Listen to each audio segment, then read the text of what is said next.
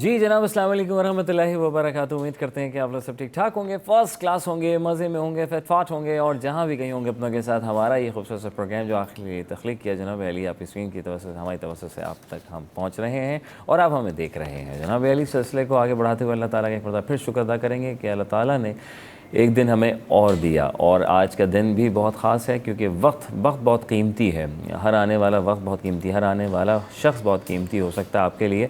तब डिपेंड करता है कि उसको कैसे हम तरीके से उसको टैकल करते हुए, उसके साथ रहते हुए अपनी चीज़ों को उसकी चीज़ों को एक साथ मिलकर आगे बढ़ाते हैं, चाहे आपके लिए या किसी के लिए। तो बहुत ज़रूरी है ज़िंदगी में कि वक्त की हम कदर करें और अल्लाह ताला ने खैर वाफियत का एक और दिन मिला है। अब जो मिशंस हैं, गोल्स हैं, उनको हमने पूरा करना है और जो पूरे करने हैं किसके तवज्जो से, वैसे तो अल्लाह ताला के तवज्जो। अब किसको चुनना है ये एक और बात है कि अल्लाह ताला आज के दिन जो है वो हमारे लिए किस किस को कहाँ कैसे किस मौके पर चुनता है और फिर वो हमारे काम आता है। और फिर काम आना बड़ी एक बात है और वक्त पे काम आना ये एक बहुत बड़ी अच्छी बात होती है कि यार तुम वक्त पे काम आ गए, यार शुक्र है यार तुम वक्त पे पहुंच गए। यार मैं परेशान था कि तुम वक्त पे पहुंच जाओगे, तो अल्लाह का शुक्र है वक्त पे हम आ चुके हैं। और 10 से लेकर 12 तक हमारा और आपका सिलसिला रहेगा और हमारे साथ जो है सीनियर रिपोर्टर हमारे साथ मौजूद होंगे, उनसे भी गपशप करेंगे, बातचीत करेंगे, न सिर्फ उनके सवालात के जवाब यानी उनका तजिया लेंगे जो आज की ख़बरें, क्योंकि ज़रूरी है वो ख़बरें जो आपकी ज़िंदगी में आगे पीछे से इधर उधर से आप सुनते रहते हैं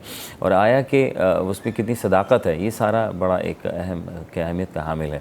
तो हम सोचते हैं कि जनाब अली के आया के लिए क्या किया जाए, तो फिर चैनल का रुख किया जाता है, फिर उसकी तस्दीक की जाती है, फिर आप तक पहुँचाया जाता है। तो बात कर रहे हैं वक्त। आज का जो हमारा जो है टॉपिक वो है वक्त की कदर, यानी वक्त बहुत ज़रूरी है। वक्त का सही इस्तेमाल ज़िंदगी के हर शोबे में मतलूब है। वक्त अल्लाह ताला तबारक ताला की नेमतों में से एक बहुत बड़ी नेमत है। वक्त को दुरुस्त तरीक़े से इस्तेमाल करने वाले लोग दुनिया और आखिरत की भलाई को समेट लेते हैं। ये बात तो हकीकत है। अगर आप दीन दुनिया आखिरत को मद्देनज़र रखते हुए अपनी ज़िंदगी को गुजारें, अल्लाह ताला को सब्र शुक्र करते हैं अल्लाह ताला का और रस्सी को अल्लाह ताला की मजबूती से थामे रखें, तो आपका वक्त और चीज़ें हर तरीके से अच्छे तरीके से कामयाबी कर जाती है आपकी ज़िंदगी। जबकि वक्त को ज़ाया करने वाले लोग दुनिया और आखिरत में नाकाम ही नज़र आते हैं हमें।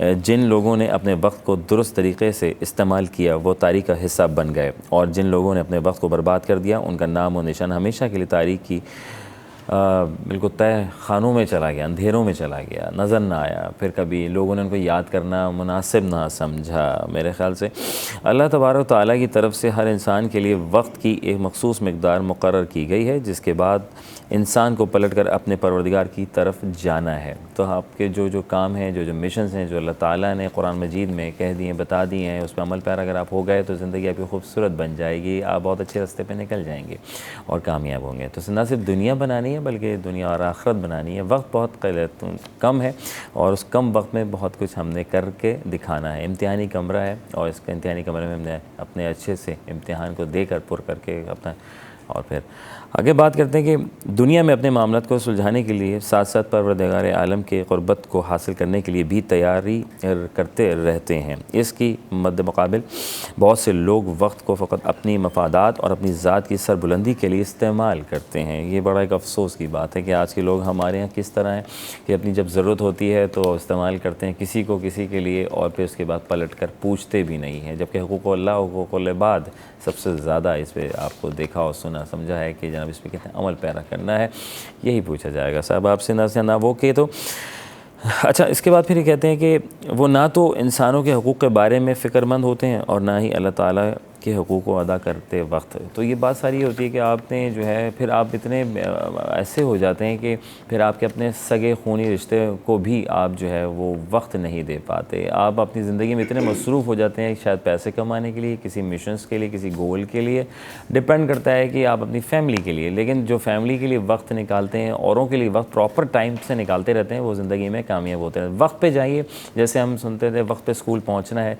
वक्त पे ऑफिस पहुँचना है। तो जब हम वक्त पे काम कर रहे होते हैं तो वो सारे काम वक्त पर मुकम्मल हो जाते हैं। और ये मेरी आजमाई भी बात है। मैंने एक हमेशा एक चीज़ देखी, फ़र्स्ट हाफ़ जिसे कहा जाता है, यानी कि अब से लेकर 12 बजे तक का सिलसिला, उसमें आपके जो भी काम होंगे ना, कोई भी काम होंगे XYZ, आपने घर बनाना हो, आपके बैंकिंग के काम हो, आपके कारोबारी एतबार से कोई काम हो, अगर वक्त पे आप पहुँच रहे हैं, वक्त पे कर रहे हैं, तो जनाब यकीन जानी इतनी बरकत होती है उस काम में कि आपको पता भी नहीं चलता और वक्त खैर आफियत के साथ निकल जाता है।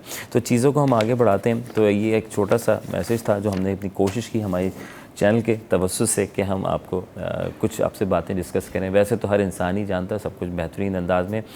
तो हमारे साथ इस वक्त मौजूद है सीनियर जर्नलिस्ट की हैसियत रखते हैं आजिज़ जमाली साहब, इनको वेलकम करेंगे। खुर्शीद रहमानी साहब को वेलकम करेंगे। अस्सलाम वालेकुम व रहमतुल्लाह। सर सुबह बखैर। सुबह बखैर। क्या बात सर। आजिज़ भाई सुबह बखैर आपकी कब किस वक्त हो जाती है? सुबह जी बस फजर के नमाज के बाद सुबह शुरू होती है। लाजमी है कि फिर तैयारी होती है दफ्तर आने का। 10 बजे बहरहाल आपके शो में पहुंचना होता है। बहुत शुक्रिया। तो बीच में घंटा डेढ़ का कराची में ट्रैवलिंग, आप जहां से भी जाएं 1-1.5 घंटे का मार्जिन ज़रूर रखें, क्योंकि जैसे आपने बताया ना वक्त पर पहुंचना है। हाँ। तो 10 बजे से 1 मिनट भी बाद नहीं पहुंचना है। 10 बजे आपका शो शुरू होना होता है। तो वक्त की कदर करनी चाहिए। कहा जाता है ना वक्त बादशाह है, किसी ने कहा कि वक्त बादशाह है, किसी ने कहा कि वक्त रुकता नहीं किसी के लिए। तो बहरहाल वक्त वाकई नहीं रुकता, वक्त की कदर करनी चाहिए हम सबको। क्या बात है। खुशी रहमानी साहब। बिल्कुल ऐसे ही है बेग साहब। वक्त बड़ी अहमियत का हामिल है इंसानी ज़िंदगी में और इंसानी अक़दार में और माशरती अक़दार को परवान चढ़ाने में। आपके पास जो है वो 24 घंटे होते हैं और आपने देखा कि दुनिया की बड़ी बड़ी कदावर शख्सियात जिसमें नेल्सन मंडेला देख लें आप, हकीम मोहम्मद सईद देख लें, अल्लामा इकबाल देख लें और दीगर जो शख्सियात हैं जिन्होंने अपनी ज़िंदगी को एक मस्बत अंदाज में यूटिलाइज़ किया और उस टाइम पीरियड में उन्होंने किताबें भी लिखी और इदारे बना दिए, रिसर्च की। और उसके अलावा देखें, मैं एक मिसाल देना चाहूँगा हकीम मोहम्मद सईद की कि हकीम मोहम्मद सईद के पास जो है वो यही 24 घंटे थे जो आप और मेरे पास हैं। उन्होंने अपने उस वक्त में एक इदारा खड़ा कर दिया और रिसर्च का वो इदारा आज मदीनातुल हिकमा, जहाँ पर जो है वो रिसर्च की जाती है नबातियात में, जड़ी बूटियों में और इस तरीके से। और जब मेरे उनकी पीएस से एक दफ़ा बात हुई, मैं डॉक्यूमेंट्री के सिलसिले में उनके मदीनातुल हिकमा गया था, तो उनके पीए कहने लगे कि पूरे पाकिस्तान में जितने भी इनके मतब हैं, तो वो जब उनका लाहौर में कहीं जाना होता 10 मिनट पहले वो अपने मतब पर पहुँचते थे। अच्छा। और रूटीन में वो टेनिस खेला करते थे और कोई उन्हें ब्लड प्रेशर नहीं था, शुगर नहीं थी, मतलब 72 ईयर्स तक भी उनको जो है वो किसी किस्म का कोई आर्जा लाहक नहीं था। अच्छा। जो उम्र आज जो है वो अर्ली 35 और 40 ईयर्स के नौजवानों में आप देख रहे होंगे कि मशहूर है, ब्लड प्रेशर हो गया, शुगर हो गई, डायबिटिक हैं। और लेकिन वो आप जो ज़िंदगी है आपकी, उसको किस अंदाज से आप यूटिलाइज़ करते हैं, क्या मैनेजमेंट करते हैं उसकी, और उसके नज़्म ज़ब्त का किस तरह ख्याल रखते हैं, ये डिपेंड करता है कि आपने अपनी तरजीहात कौन सी हैं। डिप्रेशन नहीं लेना आपने। और ये थोड़ा मुख्तसर मुद्दत के लिए हम इस दुनिया के अंदर आए ना, नहीं पता कौन कब किस जहाँ से उस जहाँ मुंतकिल हो जाए। तो हमारी जो लाइफ साइकिल है उसको हम अगर अच्छा यूटिलाइज़ कर लेंगे, अपना जो वक्त है इसका मसरफ़ सही अंदाज में कर लेंगे, मैं समझता हूँ कि वो हमारे लिए बड़ा एक तोशे आखिरत बन जाएगा कि हम इस वक्त का हमने सही इस्तेमाल किया। और इसी तरह फिर अल्लाह ताला सूरह असर में कसम खा रहे हैं कि कसम है असर की, बेशक इंसान खसारे में है। तो ये अल्लाह ताला खुद ज़माने की कसम खा रहे हैं। सही बात। तो ये एक वक्त है, उस वक्त की हमें जितनी कदर करनी चाहिए उतनी ही कम है। आजिज़ भाई, हम देखते हैं बचपन में ही हमें सिखाया जाता है पंक्चुअलिटी का, ओबीडियंटी, मतलब स्कूल में ही हम देखते हैं कि वक्त पे पहुंचना है। सुबह 8 बजे 7:30 बजे हमें ऑन स्पॉट स्कूल पहुंच गए और लेट हो गए तो फिर बड़ी सज़ा मिलती थी। और उस वक्त से ही हम जो है, फिर हम जब थोड़े थोड़े बड़े होते जाते हैं तो हमें कुछ कुछ आज़ादी मिलती जाती है। और या तो कुछ आज़ादी हमारी तरफ से होती है अपनी ज़ाती, या कोई ऐसे मकासद या कोई ऐसा काम, या शायद मैं समझता हूँ कि हम यूनिवर्सिटी कॉलेज लाइफ में आते हैं तो वहाँ थोड़ी सी हम देखते हैं कि थोड़ी सी नौजवानों को थोड़ी सी टाइम का थोड़ा सा, लेकिन उसका इम्पैक्ट जो है ना वो फिर लोग अपने पे इतना ज़बरदस्त सवार कर लेते हैं कि फिर वो आगे पीछे बस मैं 10 मिनट में आ रहा हूँ, मैं 5 मिनट में आ रहा हूँ। सर ये अगर 5 और 10 मिनट वाला मामला तो फिर तो घंटों में तवील हो जाता है, फिर तो तरक्की। मजमूई तौर पर हम देखें ना, हमारे माशरे में थोड़ा सा वक्त की कदर कम होती है। जब हम, आपने कहा ना, स्कूल पे तो बच्चे आज भी टाइम पे पहुंचते हैं, वालिदैन को अपने बच्चों को टाइम पे बहरहाल किसी भी तरह पहुंचाना होता है। हाँ। लेकिन हम जब कॉलेज लाइफ या यूनिवर्सिटी लाइफ में आते हैं तो हम थोड़ा सा बेकदरी होती है हमारे पास वक्त की। अच्छा। जबकि दुनिया में ऐसे नहीं है, दुनिया में ऐसे बहुत सारे लोग हैं। मुझे एक वाक़या याद आ रहा है। एक सियासतदान थे, मुमताज़ भुट्टो, चीफ मिनिस्टर रहे, गवर्नर भी रहे। तो एक बार मेरा उनसे इंटरव्यू का टाइम तय था। अच्छा। अखबार में थे हम लोग, तो हम दो रिपोर्टर और फोटोग्राफर साथ होता था। हम कोई 10 मिनट लेट पहुँचे ना। अच्छा। तो वो लॉन में चेयर्स लगा के हमारा इंतज़ार कर रहा था। और जैसे ही मैं दाखिल हुआ तो घड़ी देख के उसने मुझे कहा, mister you are 10 minutes late. शर्मिंदगी हुई लाजमी है जी जी कि हम मोटरसाइकिल पे गए, लेकिन शर्मिंदगी तो हुई कि मैंने कहा सर सॉरी।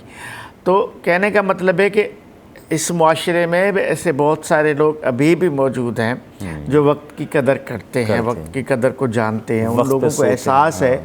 हमारे यहाँ एक अजीब कल्चर है कि हमारे इवेंट्स वक्त पर शुरू नहीं होते। जी हाँ, मैंने अपनी रिपोर्टिंग लाइफ में अक्सर देखा है कि इवेंट जो भी हमारी तकरीबात हैं वो टाइम पर शुरू नहीं होते। पहले हम समझते थे कि पॉलिटिकल शायद तकरीबात लेट होते हैं, चीफ मिनिस्टर लेट आ गया, गवर्नर लेट आ गया या कोई सियासतदान लेट आ गया, उस वजह से इवेंट्स लेट होते हैं। लेकिन अब हमने देखा है सोशल सर्किल का प्रोग्राम हो, हेल्थ सेक्टर का कोई प्रोग्राम हो, एजुकेशन सेक्टर, इवन कोई कल्चरल इवेंट ही क्यों ना हो, लेकिन वो टाइम पर शुरू नहीं होता, वक्त पर शुरू नहीं होता, जिस वजह से एक आदत सी बन गई है। अब जैसे आज सिंध काबीना की मीटिंग है, ठीक है, 10 बजे सुबह। अच्छा। तो मुझसे असाइनमेंट डेस्क ने पूछा कि किस वक्त होगा। मैंने कहा 10 का टाइम है, 10:30 तक शुरू हो जाएगा। यानी हमारी एक आदत बन गई है, हम समझ रहे हैं कि टाइम पे कोई, अगर मुझे किसी फंक्शन में भी जाना है, अगर मैं समझूंगा यार आधा पौन घंटा तो लेट ही शुरू होगा, तो मैं भी लेट ही जा रहा हूँ। इस कल्चर से निकलना होगा। हमने ये आधा घंटा, पौन घंटा या घंटा जो हम अपना ज़ाया करते हैं, कहते हैं ना टाइम इज़ मनी, वक्त कीमती है, वक्त पैसा है। तो ये घंटा एक अगर बहैसियत को हम तय कर लें कि ये जो इवेंट्स में 1 घंटा हम अपना ज़ाया करते हैं, ये घंटा अगर हम बचा लें ना, तो आप समझें कि सुबह से लेकर रात तक 1 घंटा आपका बचता ही रहेगा, वो ज़ाया नहीं होगा। हर आने वाले इवेंट में आपका चूँकि 1 घंटा अगर सुबह से ज़ाया हो गया तो वो फिर रात तक आपका 1 घंटा ज़ाया होता रहेगा। और अगर उसका आप इमेजिन करें कि 8 घंटे या 9 घंटे के काम में आप 1 घंटा ज़ाया करते हैं, तो मजमूई तौर पर 20% आप अपना टाइम ज़ाया करते हैं। ठीक है, तो वो आपका लॉस है, माशरे में भी लॉस है, सोसाइटी में भी लॉस है, इवन आपका टाइम का लॉस है। आप अगर उसको कैलकुलेट करें, एक बंदा है, फ़र्ज़ करें उसकी रोज़ाना सैलरी 5,000 रुपये बनती है, अगर 8 घंटे वो काम करता है, अगर 8 घंटे में 1 घंटा उसने ज़ाया किया तो उसने तो 1,000 रुपये ज़ाया किए। अगर इस तरह भी इसका कैलकुलेशन करें, सही बात तो वक्त को ज़ाया नहीं करना चाहिए। मेरा ये ख्याल है। वक्त को सही कहा आज़िज़ भाई ने कि वक्त की बहुत कदर करें। जिस तरह हम 5 वक्त की नमाज़ पढ़ते हैं, वक्त पे बाजमा नमाज़ पढ़ते हैं, सारे काम छोड़कर हम रुख कर लेते हैं मस्जिद का और फिर इमाम पेश इमाम के पीछे खड़े होकर अल्लाह अकबर करते हैं। इसी तरीके से जब हम हर जगह पाबंदी करते हैं, जैसे आज़िज़ भाई ने कहा, खुर्शीद भाई ने कहा कि हम वक्त की जिस दिन कदर करना शुरू कर दी, तो यकीन यानी वो आगे का जो वक्त जो आप शुरू से डिले कर रहे हैं वो एंड टाइम तक डिले ही रहता है। मैंने भी कहा कि सेकंड हाफ जो होता है उसमें हम अगर कोई भी काम शुरू करें वो डिले पे चला जाता है और उसको ऐसा डिले जाता है कि उसका फिर वो मुकम्मल नहीं हो पाता। इसलिए जनाब अली ख्याल करें और कदर करें वक्त की। फिर देखें वक्त आपके कैसे ज़बरदस्त तरीके से आपको आगे लेके जाता है। वफ़ा लेंगे, वफ़े के बाद दोबारा जो खिदमत होंगे सिटी एट 10।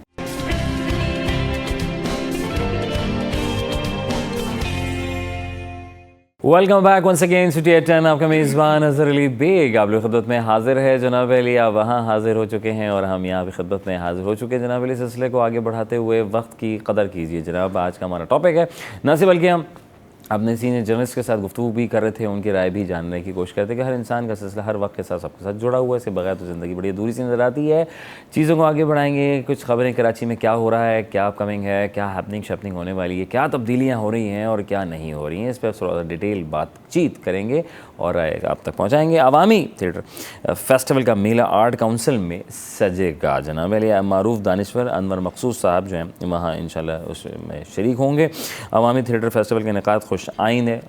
ज़ाहिर है दुनिया भर से लोग आ रहे हैं और दीगर एतबार से मुख्तलिफ़ शहरों से लोग आ रहे हैं। मुख्तलिफ इस मेले को सजाएँगे, 4 चांद लगाएँगे और मुल्क पाकिस्तान का नाम रोशन करेंगे। सब अज भाई आपकी तरफ रुख करेंगे, इस फेस्टिवल के बारे में थोड़ा सा बताइए हमें क्या हो रहा है। आर्ट्स काउंसिल बड़ा ज़बरदस्त काम कर रहा है, ठीक है, इसमें कोई शक नहीं। अभी 38 रोज़ का वर्ल्ड कल्चरल फेस्टिवल ख़त्म हुआ अभी 2 दिन ही पहले। जैसे ही वर्ल्ड कल्चरल फेस्टिवल ख़त्म हुआ कल इन्होंने ऐलान कर दिया थिएटर फेस्टिवल का, अवामी थिएटर। इसके बाद फिर दिसंबर में आलमी उर्दू कॉन्फ्रेंस आ रही है, 5 दिसंबर से वो शुरू हो रही है। तो आर्ट्स काउंसिल अपना एक पूरे साल का एक कैलेंडर बनाता है और फिर उस कैलेंडर के तहत चलता है। तो उसी कैलेंडर के दायरे में ये हर साल थिएटर फेस्टिवल भी होता है आर्ट्स काउंसिल में। वर्ल्ड कल्चरल फेस्टिवल पहली बार हुआ था, फर्स्ट टाइम हुआ था, जो बड़ा कामयाब गया है। 44 ममालिक के लोगों ने उसमें शिरकत की है और बड़ा एक कामयाब ये फेस्टिवल था। अभी ये एक हमारे पास आम तौर पे एक ज़माना था कि थिएटर का ज़माना कहलाता था।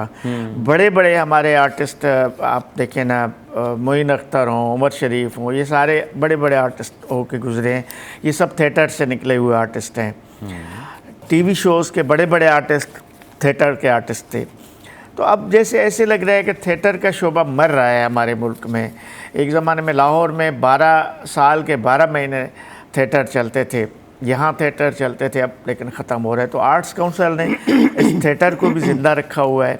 तो ये बड़ा कामयाब मेरा ख्याल जाता है हर साल, और यकीनन इस साल भी ये कामयाब एक थिएटर फेस्टिवल होगा, जिसमें मैं कहूँगा कि शहरियों को आम तौर पे हमारे पास तफरी मौक़े कम मिलते हैं। कराची में सिनेमा ख़त्म हो गया, सिनेमा में कोई नहीं जा रहा आजकल हमारे यहाँ। तो ये शहरियों के लिए एक अच्छा मौका है, ठीक है, अच्छा मौका है कि थिएटर को एंजॉय करें। और आर्ट्स काउंसिल ऑफ पाकिस्तान ने अपने थिएटर हॉल में जो ये अवामी थिएटर सजाया है, इसमें ज़रूर शरीक हूँ। एक थिएटर तो ज़रूर आपको, मुझको, हम सबको, बल्कि जितने शहरी हैं सबको ज़रूर देखना चाहिए। ज़रूर देखना चाहिए। अगर मिस कर रहे हैं तो जनाब इसको मिस ना कीजिए और उसको ज्वाइन कर लीजिए। आगे ख़बर पे चलेंगे। ट्रैफिक कवानीन सिर्फ शहरियों के लिए बात करेंगे। खुर्शीद रहमानी साहब के पास क्या खबर है। कानून के रखवाले ही कानून से बालातर निकले। कराची पुलिस का काले शीशे, फैंसी नंबर प्लेट्स पर शहरियों के चालान। सर बेग साहब, ये जो इस तरह की जो कवानीन है, इस पर हर शहरी को अमल दरामद करना चाहिए और बहैसियत पाकिस्तानी, बहैसियत शहरी, एक ज़िम्मेदार शहरी की हैसियत से उन तमाम कवानीन को हमें फॉलो करना है जो हमारी रियासत ने हमारे लिए बनाए हैं। मिसाल के तौर पे ट्रैफिक पुलिस एहलकारों का एक कानून है कि जो काले शीशे की नहीं लगाएंगे आप, हेलमेट अगर पहनेंगे तो ठीक है, नहीं पहनेंगे तो चालान होगा, सिग्नल ड्रॉप करेंगे तो सिग्नल पे चालान होगा। तो ये तमाम वो कवानीन है जो एक शहरी के तहफ़्फ़ुज़ के लिए बनाए गए हैं। और ये जो काले शीशे वाली गाड़ियों पे अक्सर व बेशतर अब चालान हो रहा है, ये बिल्कुल ठीक है। अगर आप तक कवानीन ये कह रहे हैं, कानून ये कह रहा है कि आपने काले शीशे नहीं लगाने और इस तरह गाड़ी नहीं चलानी, तो नहीं चलानी, ठीक है। तो हम उसको फॉलो करें, उसकी पासदारी करें, उस पर अमल दरामद करें। आप देखें शहर भर में हम बहैसियत पाकिस्तानी, बहैसियत शहरी, हम इस बात का ख्याल नहीं रखते कि बराबर में स्कूल है, उसकी गुजरगाह के सामने हमें अपनी ट्रैफिक को स्लो करना है, अपनी बाइक को स्लो करना, अपनी गाड़ी को स्लो करना। पूरे शहर में मैं समझता हूँ शायद कोई एक आध जगह ऐसी मैंने देखी है जहाँ पर ज़ेब्रा क्रॉसिंग हो। हमारे यहाँ ज़ेब्रा क्रॉसिंग ही नहीं है सर, ज़ेब्रा क्रॉसिंग नहीं, और लोगों को ज़ेब्रा क्रॉसिंग के इल्म नहीं कि ज़ेब्रा क्रॉसिंग हो तो आपने ट्रैफिक स्लो करना है। तो अमूमी तौर पर लोग जो है वो वैसे भी किसी भी दरसगाह के बाहर जो है वो अपनी ट्रैफिक स्लो नहीं करते। तो ये अखलाकी पहलू है कि बच्चे यहाँ से गुजर रहे होंगे, यहाँ से अर्ली एज के बच्चे गुजर रहे होंगे, बड़ी एज के बच्चे गुजर रहे होंगे, तालिब इल्म गुजर रहे होंगे, तो ये हमें इस बात का इदराक ही नहीं है, अवेयरनेस ही नहीं है।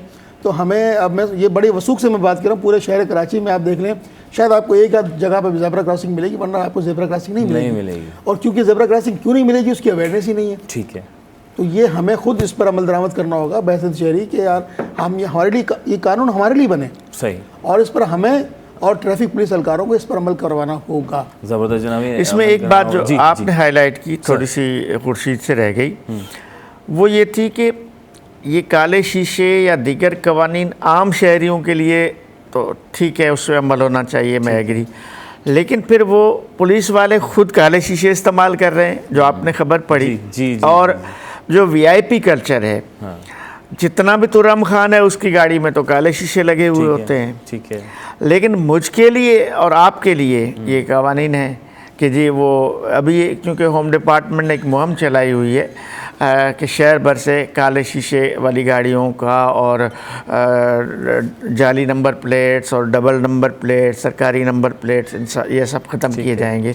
लेकिन मैं कह रहा हूँ कि ये कवानीन सब, कानून जो होता है, कानून का तो मतलब ही ये है कि सबके लिए एक जैसा, एक लॉ है। लॉ का मतलब है कि हर शहरी, चाहे वो शहरी मिनिस्टर है, चाहे वो शहरी अफसर है, चाहे वो शहरी पुलिस अफसर है या आम शहरी है, सबको अमल करना होगा। हमारे पास सबसे बड़ा प्रॉब्लम ही ये है कि आम शहरी के लिए कानून दूसरा है, वीआईपी के लिए कानून दूसरा है। वीआईपी गवर्नमेंट के ही बनाए हुए कानून पर अमल नहीं करता, आम शहरी उस पर चालान होता है।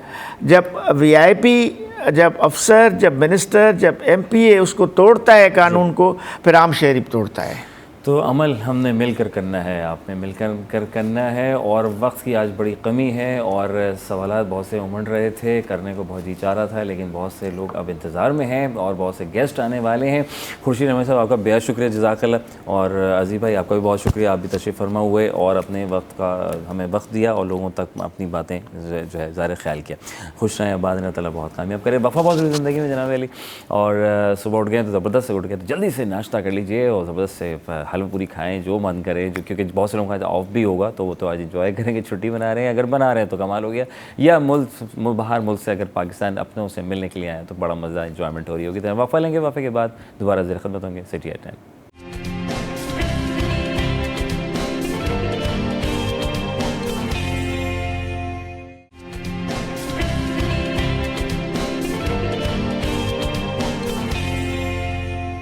Welcome back once again city at 10। आपका मेज़बान नज़र अली बेग आप लोग खिदमत में हाजिर है। हम यहाँ हाजिर हैं, आप वहाँ हाजिर हैं। हम एक और खूबसूरत से गेस्ट के साथ आपकी खिदमत में हाजिर हैं जनाब अली। इस सिलसिले को आगे बढ़ाएंगे और सुबह हो चुकी है, यकीनन आपकी सुबह तो वैसे ही बहुत से लोगों की तो अभी भी सुबह हो रही होगी। और वैसे तो सुबह अर्ली हो जाए तो कमाल हो जाए, जब आप नमाज़ तहज्जुद के लिए उठते हैं, उसके बाद कुरान पाक पढ़ते हैं, फिर फजर की नमाज़ की अदायगी करते हैं, फिर उसके बाद आप अल्लाह का शुक्र अदा करते हैं कि उस परवरदिगार ने आपको एक और दिन दिया। अब उस दिन को आपने कैसे, किस तरीके से आपके आगे चलाना है और ज़िंदगी को कामयाब बनाना है। तो जनाब अली चीज़ों को आगे बढ़ाएंगे। हमारे साथ अब जो बात करने जा रहे हैं बड़ा अहम टॉपिक है, उस अहम टॉपिक के ऊपर तो हम बात करेंगे। साथ में हमारे सीनियर जर्नलिस्ट भी हमें ज्वाइन कर रहे हैं और हम उनको सबसे पहले मैं बात करता हूँ कि वो टॉपिक क्या है। आइडियाज़ की नुमाइश का 12वां edition ideas 2024 Karachi expo centre में मुनक़्क़िद होने जा रहा है। आइडियाज़ एक 2 साला इवेंट और इसकी आखिरी नुमाइश 2022 में मुनक़्क़िद हुई थी। इस 4 साला नुमाइश में मुनक़्क़िद सरगर्मियाँ शामिल होंगी, जिनमें इफ्तिताई तकरीब, दिफाई सनतों से मुतालिक मसनूआत और पर बैनुल-अक़वामी सेमिनार्स, मीटिंग्स और निशान पाकिस्तान सी व्यू पर कराची शो शामिल होगा। B2B, B2G न सिर्फ बल्कि गैर मुल्की माज़ीन और कराची के अवाम के लिए मुनक़्क़िद किया जा रहा है। क्या ये साल आइडियाज़ साल 2000 से मुसलसल कामयाबी की दास्तान बनने वाला मुमकिना तौर पर शुरका की तादाद के लिहाज से तमाम साबका एडिशंस को पीछे छोड़ देगा? जानेंगे। हमारे साथ मौजूद हैं कमांडोर सैयद मोहम्मद उबैदुल्ला साहब। आप एनालिस्ट की हैसियत रखते हैं और डिफेंस और मैरीटाइम में इनका एक वसी तजुर्बा है और पाकिस्तान के लिए इन्होंने बेतहाशा काम किए हैं और अपना आज हमने इनको यहाँ मदऊ किया है। इनका शुक्रगुजार करेंगे और वेलकम करेंगे। अस्सलाम वालेकुम रहमतुल्लाह। सर कैसे मिजाज हैं? अल्लाह का सुबह बखैर। Thank you sir. सुबह बखैर। मैं शुमा बखैर। अच्छा ओके भाई, शुमा बखैर। और अशरफ भाई आपका बहुत शुक्रिया। अस्सलाम वालेकुम रहमतुल्लाह। कैसे हैं? सुबह बखैर आपके लिए भी। सर बचपन में जैसे मैं अशरफ भाई से पूछता था, आज हमारे आप गेस्ट हैं, हम बचपन से सुनते आए अपने बड़े बूढ़ों से सुबह बखैर, हाँ मियाँ क्या हाल है, उठ गए। मेरे दादा कहा करते थे, कुछ लोग कहते हैं गुड मॉर्निंग। तो क्या बेहतर है, बचपन की याद को ताज़ा करते हुए बेहतर है या लर्निंग प्रोसेस को भी साथ रखते हुए आगे, या गुड मॉर्निंग इज़ गुड? हर ज़बान में सुबह बखैर एक इस्माइल के साथ ही होता है, क्या बात, हंसी के साथ ही होता है, नए जज्बे के साथ होता है। फ़ारसी में कह लें सुबह शुमा बखैर, बिस्मिल्लाह, और सुबह बखैर अरबी में कह दें गुड मॉर्निंग, इंग्लिश में कह दें, उर्दू में कह दें सुबह बखैर। तो ये सब कुछ एक ही चीज़ को इंडिकेट करता है कि अल्लाह ने बहुत अच्छा दिन दोबारा दिया। अल्हम्दुलिल्लाह अल्हम्दुलिल्लाह। सर कैसे मिजाज है, कैसा दिन गुजर रहा है? फ़र्स्ट क्लास है अल्हम्दुलिल्लाह। क्या सर, आपका बहुत शुक्रिया। सर हम बात करें क्योंकि आप तशरीफ़ फरमा हुए और आपने अपना वक्त दिया हमें चैनल की तरफ से। सर 2000 से सिलसिला चलता आ रहा है, जैसे मैंने अर्ज़ किया इसमें कि क्या आपको लगता है कि तमाम आलमी रिकॉर्ड या रिकॉर्ड्स भी जो पाकिस्तान माशाल्लाह हो रहे हैं और दुनिया भर में पाकिस्तान का एक नाम, एक पॉजिटिव इमेज जा रहा है माशाल्लाह, और जिस तरीके से हमारे चीज़ों पे काम किया जा रहा है, जदीद आलात के ऊपर, चीज़ों के ऊपर, और उसमें लोग जो है वो बड़ा खुश हैं। मुख्तलिफ़ ममालिक के आर्मी चीफ़ पाकिस्तान आते हैं और हौसला अफजाई होती है। तो सर इसके बारे में थोड़ी रोशनी डालें कि पहले के मुकाबले में अब आप इसको 2024 में कहाँ देख रहे हैं? उम्मीद तो ये की जा सकती है पिछले तमाम आइडियाज़ को देखते हुए जो 2000 से शुरू हुए, हर 2 साल के बाद हुए। जी। पहला जब ये आइडियाज़ का एग्ज़िबिशन हुआ तो उस वक्त 125 एग्ज़िबिटर्स आए थे। अच्छा। और वो सिर्फ 15 मुल्कों से थे। आस्ता आस्ता हर 2 साल बाद ये हुआ, जैसा आपने कहा कि भाई 2022 में आखिरी हुआ था, उसमें 532 एग्ज़िबिटर आए थे और 38 मुल्कों से आए थे। माशाल्लाह माशाल्लाह। तो आप इस चीज़ को, एक ग्राफ को आगे बढ़ा लें तो इंशाल्लाह एग्ज़िबिटर भी, कंट्रीज़ भी, इक्विपमेंट, वेपन, सेंसर भी, और क्या चाहते हैं। पिछली दफ़ा यानी 2022 में पूरी दुनिया में 7 बर्रे आज़म हैं जी। 6 बर्रे आज़म से इतने सारे लोग यहाँ आए थे। अब 7वां बर्रे आज़म जो है वो तो कुछ बनाता नहीं है, तो ये 6 के 6 बर्रे आज़म से जब लोग आए थे तो इस दफ़ा और भी ज़्यादा आएंगे।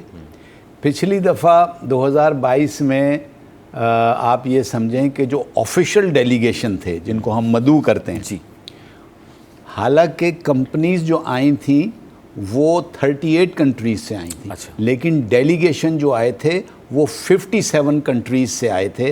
और उनमें डिफेंस मिनिस्टर थे, डिप्लोमेट्स थे, सर्विस चीफ थे, डिफेंस एनालिस्ट थे, और बहुत सारे लोग थे जिन्होंने सब ने मिल के इसको कामयाब बनाया। तो 2024 की उम्मीदें ये हैं कि तमाम रिकॉर्ड टूट जाएंगे।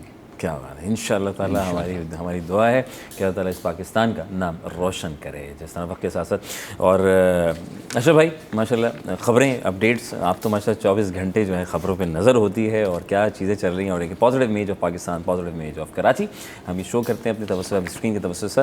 इस वक्त तैयारी शारी मुकम्मल हो चुकी है, आप तो विज़िट कर रहे हैं, जा रहे हैं, मालूमात में थोड़ा सा ये भी जो तैयारी हो रही है, कराची एक्सपो सेंटर फिर से सजने जा रहा है, 19 नवंबर से 22 नवंबर तक है। और अगर हम देखें जो इसकी सॉफ्ट लॉन्चिंग है जी, कमरोड साहब से अभी पूछा था, कंफर्म भी किया, इस्लामाबाद में हुआ है, सॉफ्ट लॉन्चिंग कर दी है, जिसमें आपके बहुत सारे गैर मुल्की मंदूबीन भी आए थे। और एक इमेज जो है, क्योंकि पूरी दुनिया देखती है और सबसे बड़ा कौन ज़्यादा देखता है आपको भी पता है, पहले भी हमने डिस्कस किया है कि जो हमारे दुश्मन जो हैं, अब उनको पता चलता है कि पाकिस्तान किस जिद्दत पे आगे बढ़ रहा है। और ये एक मैसेज भी होता है। और साथ में हम उन ममालिक को भी फोकस करते हैं ट्रेड के हिसाब से, जैसे कि JF टेंडर है, तो हम उन ममालिक को देखते हैं जिनकी ज़रूरत है, तो हम उससे ट्रेड करके कीमती ज़र मुबादला भी कमाते हैं। हमारा वाक़ है, ये सारे जो आपकी एनिमिनेशन जो आर्म्स की उन सारी जो बनाते हैं गन्स वगैरह आपकी, वो उसकी भी डिमांड बहुत बढ़ गई है, क्योंकि जो क्वालिटी है कंट्रोल के साथ पाकिस्तान बहुत तेज़ी से जिद्दत की तरफ बढ़ रहा है। और उसमें ऐड भी करेंगे कमोडोर साहब के, यहाँ पे अगर देखें पाकिस्तान में जो मुख्तलिफ ममालिक, जैसे कि इन्होंने भी बताया है कि 38 ममालिक थे, लेकिन जो आए थे मंदूबीन, उन्होंने जब आके देखा, लास्ट एक्सपो का मैं अपना एक्सपीरियंस बताऊँ कि मैं एक हॉल नंबर 6 में था, हमारे कैमरामैन भी थे साथ, हम वॉक ओवर कर रहे थे, लोगों से बात कर रहे थे। अचानक से जो कीनिया के आर्मी चीफ वॉक करते हुए आ गए, तो मैं अपना कर रहा था, उनसे मैंने बात भी कर ली। फिर सिक्योरिटी वाले आ गए, तो उन्होंने कहा कि ना, this is Pakistan, really first time मैं आया हूँ और बहुत खुशी हुई है। और मैं देख के हैरान हूँ कि पाकिस्तान के बारे में जो बात होती है और यहाँ पे आके कुछ और है। तो ये मैसेज होता है जो कि लोगों को नज़र आता है, सुनते हैं वो, और जब मैसेज जाता है तो उसका रिस्पांस भी आता है। वेरी नाइस माशाल्लाह। सर, जब और दीगर ममालिक से लोग आते हैं, क्या मतलब पाकिस्तान, मतलब क्या सोच कर आते हैं कि यार अब क्या नया आने वाला है, क्या उम्मीदें होती हैं आपके लिए, उनके आपके लिए? अगर आप इजाज़त दें तो इस मौजू को थोड़ा सा फैला दें। ज़रूर। और फैलाने में ये देखें कि हम इस नहज पे जहाँ आज हैं वो पहुँचे कैसे जनाब, और क्या इसके पीछे, आइडियाज़ के पीछे कौन सा आइडिया था, वो ज़रा देखने की ज़रूरत है। और आपके जो सुनने और देखने वाले हैं उनको ये ज़रा छोटी सी कहानी ज़रूरी है बताना। ज़रूरी है। देखिए, ये तो हम सब जानते हैं कि ख़ुद इंहिसारी जो है वो किसी भी मुल्क के लिए इंतहाई ज़रूरी है।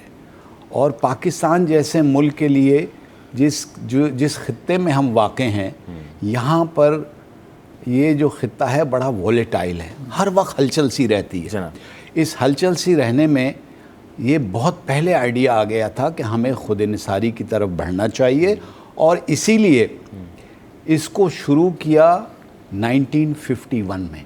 1951 में पाकिस्तान ऑर्डिनेंस फैक्ट्री वहाँ बनी, जो उस वक्त महदूद तादाद में arms, ammunition, small arm, artillery ammunition, air defence बनाना शुरू हुई। अच्छा। और उसके साथ साथ ही 50 की दिहाई में जो है वो कराची इंजीनियरिंग वर्क जो है, Karachi shipyard, Karachi shipyard and engineering work KSEW जी। ये भी 50s में बना, खुद इंसारी की तरफ कदम उठाते हुए, और बुनियादी तौर पर पहले कमर्शियल शिप और कमर्शियल बोटें बनाई। अच्छा। और 70s और 80s में आके वॉरशिप कंस्ट्रक्शन शुरू कर दी और ख़ुद इंसारी की तरफ चल पड़े। ठीक। क्योंकि भाई जब तक खुद इंसारी डिफेंस प्रोडक्ट में नहीं होगी सर, उस वक्त तक एक्सपोर्ट तो नहीं कर सकते ना। जी हाँ, जी पहले अपनी ज़रूरत पूरी करें, और जब उस काबिल हो जाए कि अपनी ज़रूरत के अलावा भी बना सकते हैं, बेच भी सकते हैं, रिलेशनशिप भी बना सकते हैं।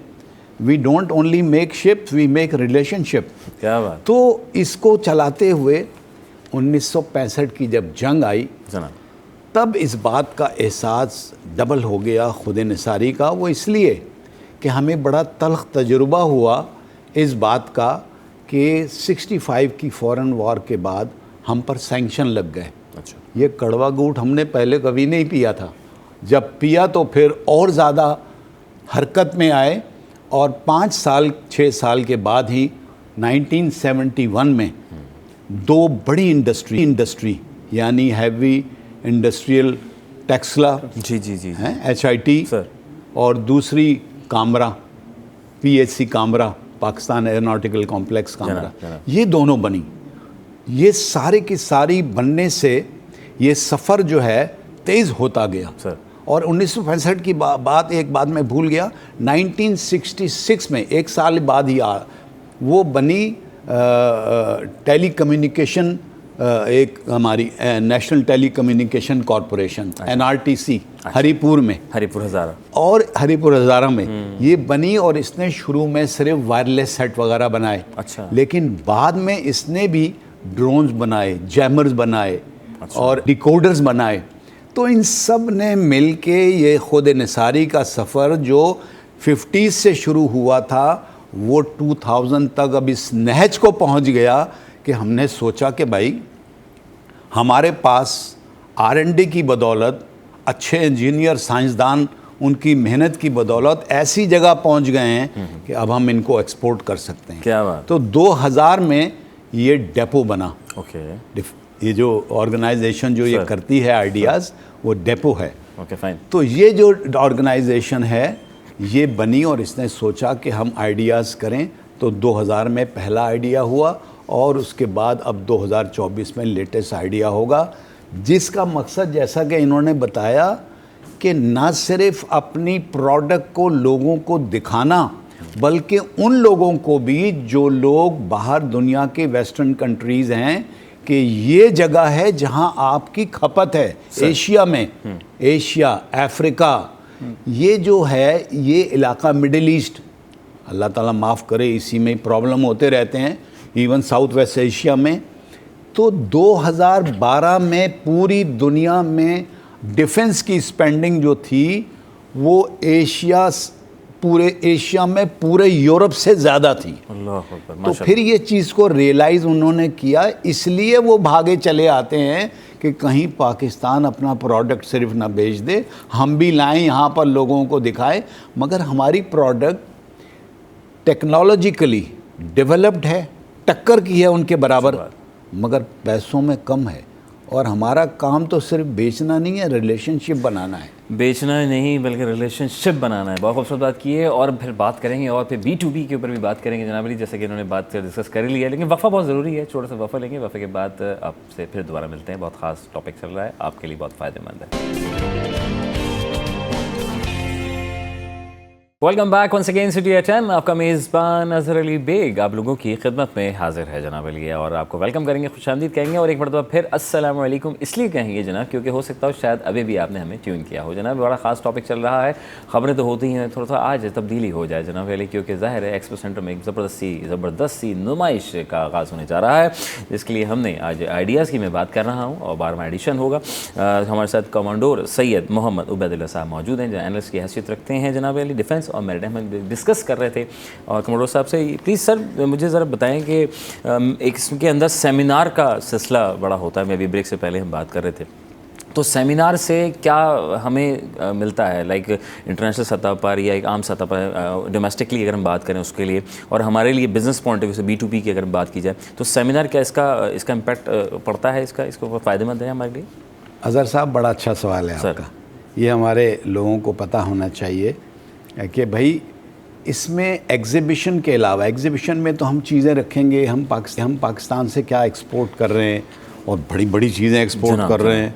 आपको पता ही है, GF-17 थंडर है, मशाक एयरक्राफ्ट है, शिप, सबमरीन और हवाई जहाज़ हम बना रहे हैं, अल खालिद और ज़राल टैंक बना रहे हैं, तो क्या नहीं बना रहे हैं। कल पाकिस्तान नेवी ने एक नया मिज़ाइल फायर किया है। जी जी जी। तो हमारी इसी इंडस्ट्री ने Shaheen missile, Ghauri missile, Babur missile, दुनिया की टक्कर की डिफेंस इंडस्ट्री है जिसकी R&D हाई लेवल में। अल्हम्दुलिल्लाह। जब ये सेमिनार होता है तो सेमिनार का स्कोप बहुत बड़ा और भी हो जाता है। ठीक है। सेमिनार जो है वो ये बताता है, पूरी दुनिया में एक इंटरैक्टिव सेशन होता है। उस इंटरैक्टिव सेशन में मुख्तलिफ लोग मुख्तलिफ ममालिक के अपना एक मकाला पेश करते हैं। मसलन पिछली दफ़ा जैसा कि उन्होंने कहा, IT का जो था बड़ा ज़ोर था और उस पर बहुत अच्छा एक मकाला आया था। इस दफ़ा जो पाकिस्तान से जो साहब बोलेंगे वो होगा Pakistan defence production challenges opportunities ideas 2024। उसका मकसद है कि होलिस्टिक पिक्चर लें दुनिया की, कि दुनिया में क्या हो रहा है। ठीक है। और दुनिया में डिफेंस रिलेटेड एक्टिविटी कितनी और कैसी हो रही है। वैसे तो आपको पता है आज की जो सबसे बड़ी इम्पॉर्टेंट एक्टिविटी है वो क्या है, वो तो अमेरिका का इलेक्शन है। चाहे वो मैडम हारिस जीतें या ट्रम्प जीतें, लेकिन उसका असर पूरी दुनिया पे आएगा। ठीक है। और पूरी दुनिया की मईशत और डिफेंस इंडस्ट्री पे भी आएगा। अच्छा। तो उसकी होलिस्टिक पिक्चर लेते हुए और ख़ास तौर से फोकस करते हुए कि एशिया में, south Asia, south west Asia, इस इलाके में हमेशा टेंशन रहती है, तो इस इलाके में फिर कंजम्पशन भी वॉर मटेरियल की बहुत ज़्यादा है। सही। लेकिन स्टेबिलिटी को बढ़ाने के लिए, बरकरार रखने के लिए कोऑर्डिनेशन एंड कोऑपरेशन की बड़ी ज़रूरत है। ये एम्फेसाइज करेगा कि रीजनल लेवल पे cooperation in the defence field is very important to remain stable, to keep the region stable. तो इसकी जब मुख्तलिफ़ तरीके से मुख्तलिफ़ बर-ए-आज़म से जो लोग आए हैं उनकी जब बातें होंगी तो उससे सबको फ़ायदा होगा, और eventually it will contribute to the peace and stability and security of the world. ये उसका जनाब लुबे लुबाब है मेरे ख्याल में। सही। अशरफ भाई, आप कुछ पूछना चाह रहे थे ब्रेक से पहले, क्योंकि जिद्दत बढ़ती जा रही है, टेक्नोलॉजी आती जा रही है, उस हवाले से हम बात अच्छा, कर रहे थे। लास्ट आइडियाज़ में जो हम 2022 में होता उसमें एक जो सेमिनार होता है उसमें बहुत बड़ी ब्रीफिंग हुई थी, जिसको हमने, क्योंकि कैमरा नहीं था अलाउड, लेकिन हमने जाके सुना था। हमने रिक्वेस्ट की थी कि भाई हम कुछ भी नहीं देंगे लेकिन हम सुनेंगे। मैंने जाके सुना था और भी हमारे साथी थे। अच्छा। आर्टिफिशियल इंटेलिजेंस बहुत फोकस रहा है जनाब, और पूरी दुनिया जो देख रही है। और जब हमने पाकिस्तान की चीज़ें मतलब हमने तो देखी तो है नहीं, लेकिन जब वहाँ सुनी कि हम क्या कर रहे हैं तो रियली मैं शॉक हो गया था कि जो चीज़ें आर्टिफिशियल इंटेलिजेंस पाक फोर्स जिस तेज़ी से आगे बढ़ रही है, तो इवन के उन लोगों को भी झटका लगा था जो पाकिस्तान की तरफ मैली नज़र से देखते हैं। तो उनको झटके लगते रहते हैं। उनको पहले भी झटका दिया है। तकलीफ है, पता है आपको, उनको ये ऐसा क्यों आगे बढ़ रहे हैं वो अपने कब कामों में। चाय का कब याद होगा उनको ज़िंदगी भर। जी जी जी। तो ऐसी झटके वो आर्टिफिशियल इंटेलिजेंस की जब सेमिनार में जो चीज़ें आई थी और जो ब्रीफिंग अपडेट हुई थी, तो रियली मतलब मुझे प्राउड तो है ही बी एज अ पाकिस्तानी, लेकिन उस दिन जो मेरी मोरल जहाँ गया था ना, कि हम जो समझते हैं, लोग जो बातें करते हैं ना नेगेटिविटी,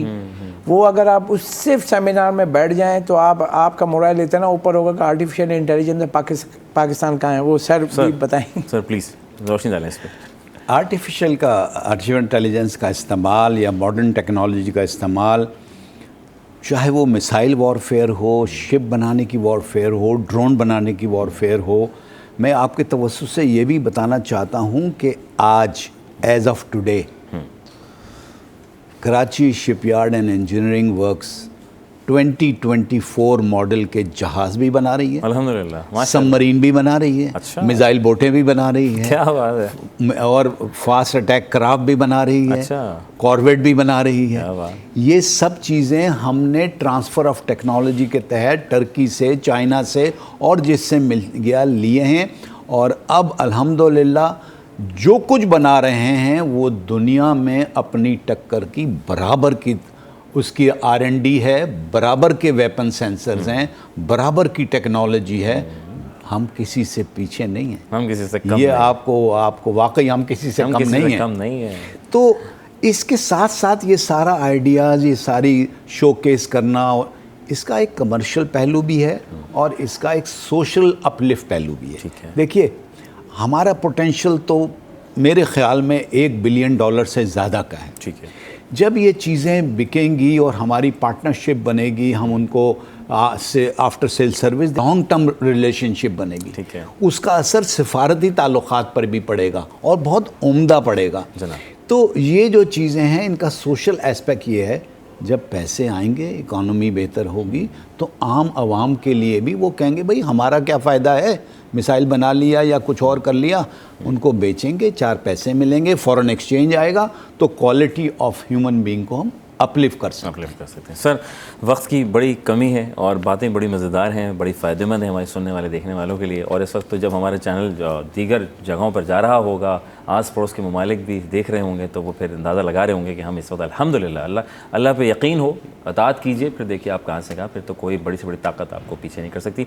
सर, वक्त की कमी है, आखिर में कोई खूबसूरत सा पैगाम आपकी तरफ से प्लीज़ हमारे देखने वालों को। मेरा पैगाम तो सबके लिए, ख़ास तौर से अपने नौजवानों के लिए है, हम किसी से कम नहीं, हम किसी से कम। जज्बा, जुनून और अल्लाह ताला पे यकीन, we can do anything and everything. Sir, जज़ाकल्लाह, बहुत बहुत शुक्रिया सर, तशरीफ़ फरमा हुए आप। अशरफ भाई, आपका बेहद शुक्रिया, जज़ाकल्लाह, आपने भी रोशनी डाली।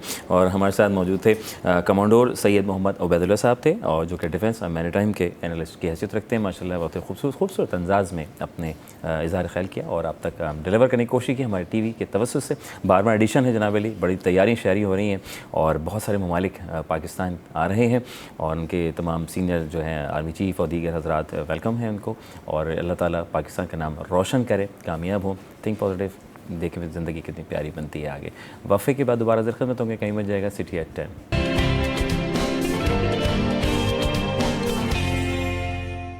Welcome back once again city at 10। आपका मेज़बान अज़हर अली बेग आप लोगों की खिदमत में हाजिर है। जनाब अली, हम आपके सामने आपकी खिदमत में हाजिर और आप वहाँ स्क्रीन के सामने हाजिर हैं। और अब आप सोच रहे होंगे कि अब तक नया अपडेट क्या है, तो नई अपडेट से एक और खिदमत में हाजिर है। एक ब्रेकिंग न्यूज़ है आपके लिए बड़ी ज़बरदस्ती, ख़वातीन के लिए स्पेशली। अब ये जो वक्त हुआ चाहता है, ये हमारी जो ख़वातीन जो घर में अपने मियाँ हज़रात को भेज भाज के सुकून से नाश्ता वाश्ता करती हैं, फिर सफाइयों में लग जाते हैं आप लोग, और उसके बाद घर की जो है तंज़ीम और आराइश में लग जाती हैं, और फिर ये काम कराना है, वो काम कराना है। अभी मसीद नहीं आई अभी तक, भाई कहाँ रह गई है, और बर्तन पड़े हुए हैं, बर्तन भी धोने हैं, आ रही हो नहीं आ रही हो, सारी बातें। फिर कुछ सिलाई कढ़ाई की भी बात हो जाती है, तो फिर बहुत से ऐसे काम जो आपने मियाँ जी के बाद करने होते हैं। तो मियाँ जी को आप जब रुखसत खैर ऑफिस के साथ दुआओं के साथ आप कर देती हैं, फिर आप कहती हैं चलो जी अब मेरा दिन शुरू हुआ चाहता है, अब मुझे बहुत सारे काम कराने हैं, और काम कराने के बाद फिर बच्चों के लिए खाना भी पकाना है, क्योंकि बच्चों की छुट्टी 12-1-2 बजे बच्चे घर आ जाते हैं, और फिर उनके लिए फिर आप मसरूफ़ रहती हैं। तो आप ही का वक्त हुआ चाहता है। ज़ाहिर है अब शादियों के सीज़न भी चल रहे हैं, शादियाँ भी हो रही हैं और बर्थडे पार्टीज़ भी हो रही हैं, डिफरेंट घर में भी पार्टीज़ होती हैं, दावतें आम में होती है, दावत का सिलसिला भी होता है। कभी किसी के घर जा रहे हैं, किसी के घर से आ रहे हैं, तो क्या पहनना है आज, कौन सा ड्रेस क्या मेरे लिए बेहतर रहेगा, और क्या पहन के जाऊँ, जो दर्जी को दिया था सूट अभी तक नहीं मिला, और आज देना मुझे शाम में जाना है। ये सारी वो बातें जो हम घर में सुनते रहते हैं। सुने आप वापसी में लेते हुए आइएगा, दर्जी से सूट मेरा आज शाम में जाना है, वरना मैं कैसे जाऊँगी अम्मी के घर, तो वहाँ सब आ रहे हैं, तो आज दावत है। तो दावत होती रहती है, लेकिन बात ये होती है कि जनाब एक हुनर, यानी तालीम के साथ हुनर बड़ा एक अहमियत का हामिल है, यानी स्किल्स, यानी अगर आप स्किल्स सीखते रहते हैं तो जनाब इस सिलसिले को आगे बढ़ाते रहते हैं, अपने आप को और पॉलिश करते रहते हैं। तालीम बहुत ज़रूरी है, शऊर सिखाती है आपको, उठना बैठना तरीका, हर चीज़ वो जो आप समझते हैं कि इंटरनेशनल सतह पर या डोमेस्टिक सतह पर आपको एक तरमीम सिखा देती है, मैं समझता हूँ। ना सिर्फ बल्कि अगर आपकी स्किल्स हो तो कमाल हो जाता है, उस पर और 4 चांद लग जाते हैं। तो आज हमारे साथ जो है मौजूद डॉक्टर आमर असद साहिबा मौजूद हैं। अस्सलाम वालेकुम रहमतुल्लाह, खैरी से हैं? जी अल्हम्दुलिल्लाह, मज़े में सेट हैं आप माशाल्लाह ज़बरदस्त। अच्छा, आप डॉक्टर भी हैं और आप जो हैं क्योंकि मैं कपड़ों की बात कर रहा था, तो ये डिज़ाइनर की हैसियत भी रखती हैं। तो ये डॉक्टर और डिज़ाइनर, मतलब ये बड़ा डिफरेंट अच्छा लगा कि स्किल्स भी आपके अंदर। ये पहले क्या आया था, डॉक्टर आया था या स्किल्स ये आपके डिज़ाइनर? असल में अगर हम स्टडी से कंसर्न हो तो फिर डॉक्टरेट मेरा वो था, प्रोफेशन था, और अगर मुझे पैशन हो, किसी चीज़ का शौक़ हो, तो फिर वो ये होता है कि मुझे डिज़ाइनिंग का शौक़ था, कपड़ों का शौक़ था, तो ये जाहिर है हर लड़की को होता है। तो उस लिहाज से मेरा माइंड इस तरह से सेट था कि मैंने ये चीज़ लेके चलनी है। और शादी के बाद फिर मुझे इसका करने का मौका भी मिला, चांस मिला। तो सिंस 2018 मैंने ये स्टार्ट किया। मैंने डिफरेंट ब्रांड से स्टार्ट किया, लेकिन उस वक्त ये था ड्यू टू लॉकडाउन, मुझे अल्हम्दुलिल्लाह I have got very wonderful experience due to lockdown. Shopping बहुत most of the people are rely on online shopping, so that's why I got very much huge wonderful response from the client side. Also, I post my addresses to other countries as well. Achha. I have many clients Very nice. From Canada, Australia side, because they have so much. उनको काफ़ी crush होते हैं dresses का, Pakistani dresses का, cultural looks का. Occasionally वो लोग ये ड्रेसेस हमारे से करते हैं, मतलब ऑर्डर करते हैं और इसको वहाँ पर काफ़ी आगे रीसेल भी करते हैं. अच्छा, ये तो ज़बरदस्त है। तो ये जो आप ये ड्रेस हम देख रहे हैं, बड़े खूबसूरत ड्रेस अब स्क्रीन पे भी चल रहे हैं, जो उन्होंने अपनी ज़हानत को इस्तेमाल करते हुए बनाए और तैयार किया है और डिफरेंट अंदाज में। तो ये कैसे आपको ख्याल आया लाइक कि किस तरह ये इस काम को ही शुरू किया जाए और आगे बढ़ाया जाए? और ये बच्चा भी आ गया, बड़ा प्यारा बच्चा है। अस्सलाम वालेकुम, कैसे हैं आप? ठीक हैं? ये आपके बेटे हैं? जी माशाल्लाह। अच्छा माशाल्लाह, चलो वेरी नाइस। तो अच्छा, मैं ये पूछा था, बच्चा भी आ गया साथ साथ और बड़ा ज़बरदस्त है। और ये अच्छा, तो आज इनकी ऑफ थी आप बच्चों की? जी स्कूल से। तो ये भी आपके साथ साथ रहते हैं? जी माशाल्लाह, वक्त देते हैं आपको और आप इनको वक्त देते हैं। अच्छा, कैसे वक्त निकालती हैं बच्चों के साथ, सिलसिले को कैसे? सब चीज़ों को मैनेज करना होता है, यही हमारी वो होता है, टैलेंट होता है आपका कि आपने किस तरह से सब चीज़ों को लेके चलना है, घर को भी लेना है, बच्चों को भी, अपने हस्बैंड के साथ, ये सब चीज़ें। और बेसिकली सबसे जो मेन चीज़ होती है वो होती है सपोर्ट। अगर आपको फैमिली से सपोर्ट मिल रहा है, पेरेंट्स से मिल रहा है, आपके हस्बैंड से मिल रहा है, तो फिर ये चीज़ें थोड़ी सी ईजी हो जाती हैं। तो और दूसरा ये होता है कि आपके अपने माइंडसेट पर डिपेंड करता है कि आपने किस तरह से टाइम को यूटिलाइज करना है। ठीक है। और वैसे भी जब आपको इंटरेस्ट होता है तो फिर ये सब चीज़ आपके लिए मुश्किल नहीं होती। आप इनको इजीली मैनेज कर। अगर फैमिली सपोर्ट अगर कर रही हो तो फिर कमाल, और हस्बैंड भी सपोर्ट करें तो और क्या चाहिए। वेरी। तो 2018 से आपने इस काम का आगाज़ किया, तो आपने पहले तो आते हैं आप एज ए डॉक्टर फार्मासिस्ट भी हैं, तो ये कब कैसे शुरू हुआ कि इसी फील्ड में ही जाना है, इसका चुनाव करना है? नहीं, मैंने बिफोर मैरिज मैंने फार्मेसी से रिलेटेड जॉब्स की थी। डिफरेंट फार्मा में, फ्रोज केमिकल्स में मैं एज अ क्वालिटी एश्योरेंस रही हूँ। तो क्वालिटी एश्योरेंस में आपको पता है कि हम क्वालिटी को लेके कितना ज़्यादा कॉन्शियस होते हैं। तो उस लिहाज से देखा जाए तो वो भी मेरे लिए एक अच्छा एक्सपीरियंस था। मैंने उसमें भी 2 से 3 साल उस चीज़ को, उस फील्ड को दिए अपने।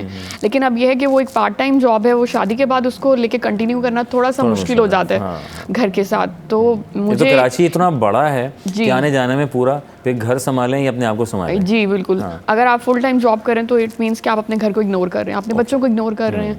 तो सबसे बड़ी बात जी, तो मुझे ये लगा कि जिस तरह से ये ट्रेंड चल रहा है कि फेसबुक के थ्रू मैंने इसको अपना स्टार्ट किया, पोस्ट लगाई अपने ड्रेसेस की। तो उससे ये हुआ कि मुझे अल्हम्दुलिल्लाह ओवरऑल पूरा वर्ल्ड वाइड अच्छा रिस्पॉन्स मिला। सीखा, सोचा कि यार तुम ये काम कर रही हो तो मैं भी असल में मैं अपनी जहाँ फ्रेंड कम्युनिटीज़ होती हैं वहाँ पे हमने डिस्कशन की कि हम जो है एक दूसरे के ड्रेसेस प्रमोट करते हैं। One of my friend was doing this, तो शी सेड कि तुम मेरे ड्रेसेस को प्रमोट करो। She was doing work on replica, but मैंने उसको देखा तो मैंने स्टार्ट किया। मैंने कहा ठीक है, मैं तुम्हारी हेल्प भी करती हूँ। स्टार्टिंग में फिर मुझे इतना अच्छा, आपको पता है टाइम लगता है, with the passage of time gradually आपके पास क्लाइंट्स आते हैं। तो उसमें ये हुआ कि जब मैंने उससे रेप्लिका से स्टार्ट किया तो मेरा इंटरेस्ट डेवलप हुआ ब्रांड्स की तरफ। फिर मैंने उस पर मल्टीपल ब्रांड्स पे अपना काम स्टार्ट किया। जी, मुझे लगा कि क्वालिटी अच्छी होनी चाहिए, फिर जो है वो क्लाइंट्स अट्रैक्ट होंगे। तो इस तरह से बाहर के भी जो क्लाइंट्स हैं वो अल्हम्दुलिल्लाह ब्रांड्स को ज़्यादा फोकस करते हैं कि डिफरेंट ब्रांड्स के ऊपर हम वर्क करें। तो उनके साथ भी मैंने काम किया, लेकिन अब मेरा ये एक्सपोजर मतलब बन रहा है कि मैं अपना ही डिज़ाइन लॉन्च करूं, अपने डिज़ाइंस बनाऊं।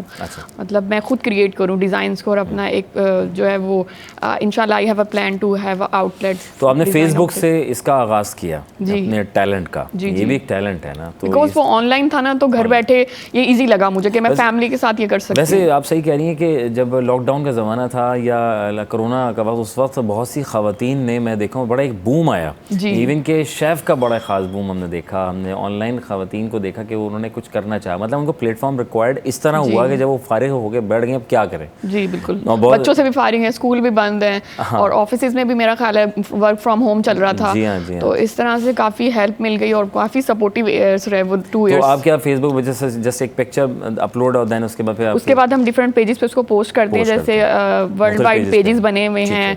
कनाडा में शॉपिंग के पेजेस बने हैं, ऑस्ट्रेलिया साइड Okay. में बने हुए हैं, यूके में आपको पता है देसी माहौल है, वहाँ पे लोग इस तरह के ड्रेसेस पसंद हाँ, बहुत करते पसंद हैं, करते हैं, ओकेजनली वहाँ भी मुस्लिम कम्युनिटी है, तो वो लोग अट्रैक्ट होते हैं, तो फिर वहाँ से मैंने क्लाइंट्स जो है वो मुझे मिल गए, ठीक है। उन्होंने मुझे अप्रोच किया मेरे अच्छा।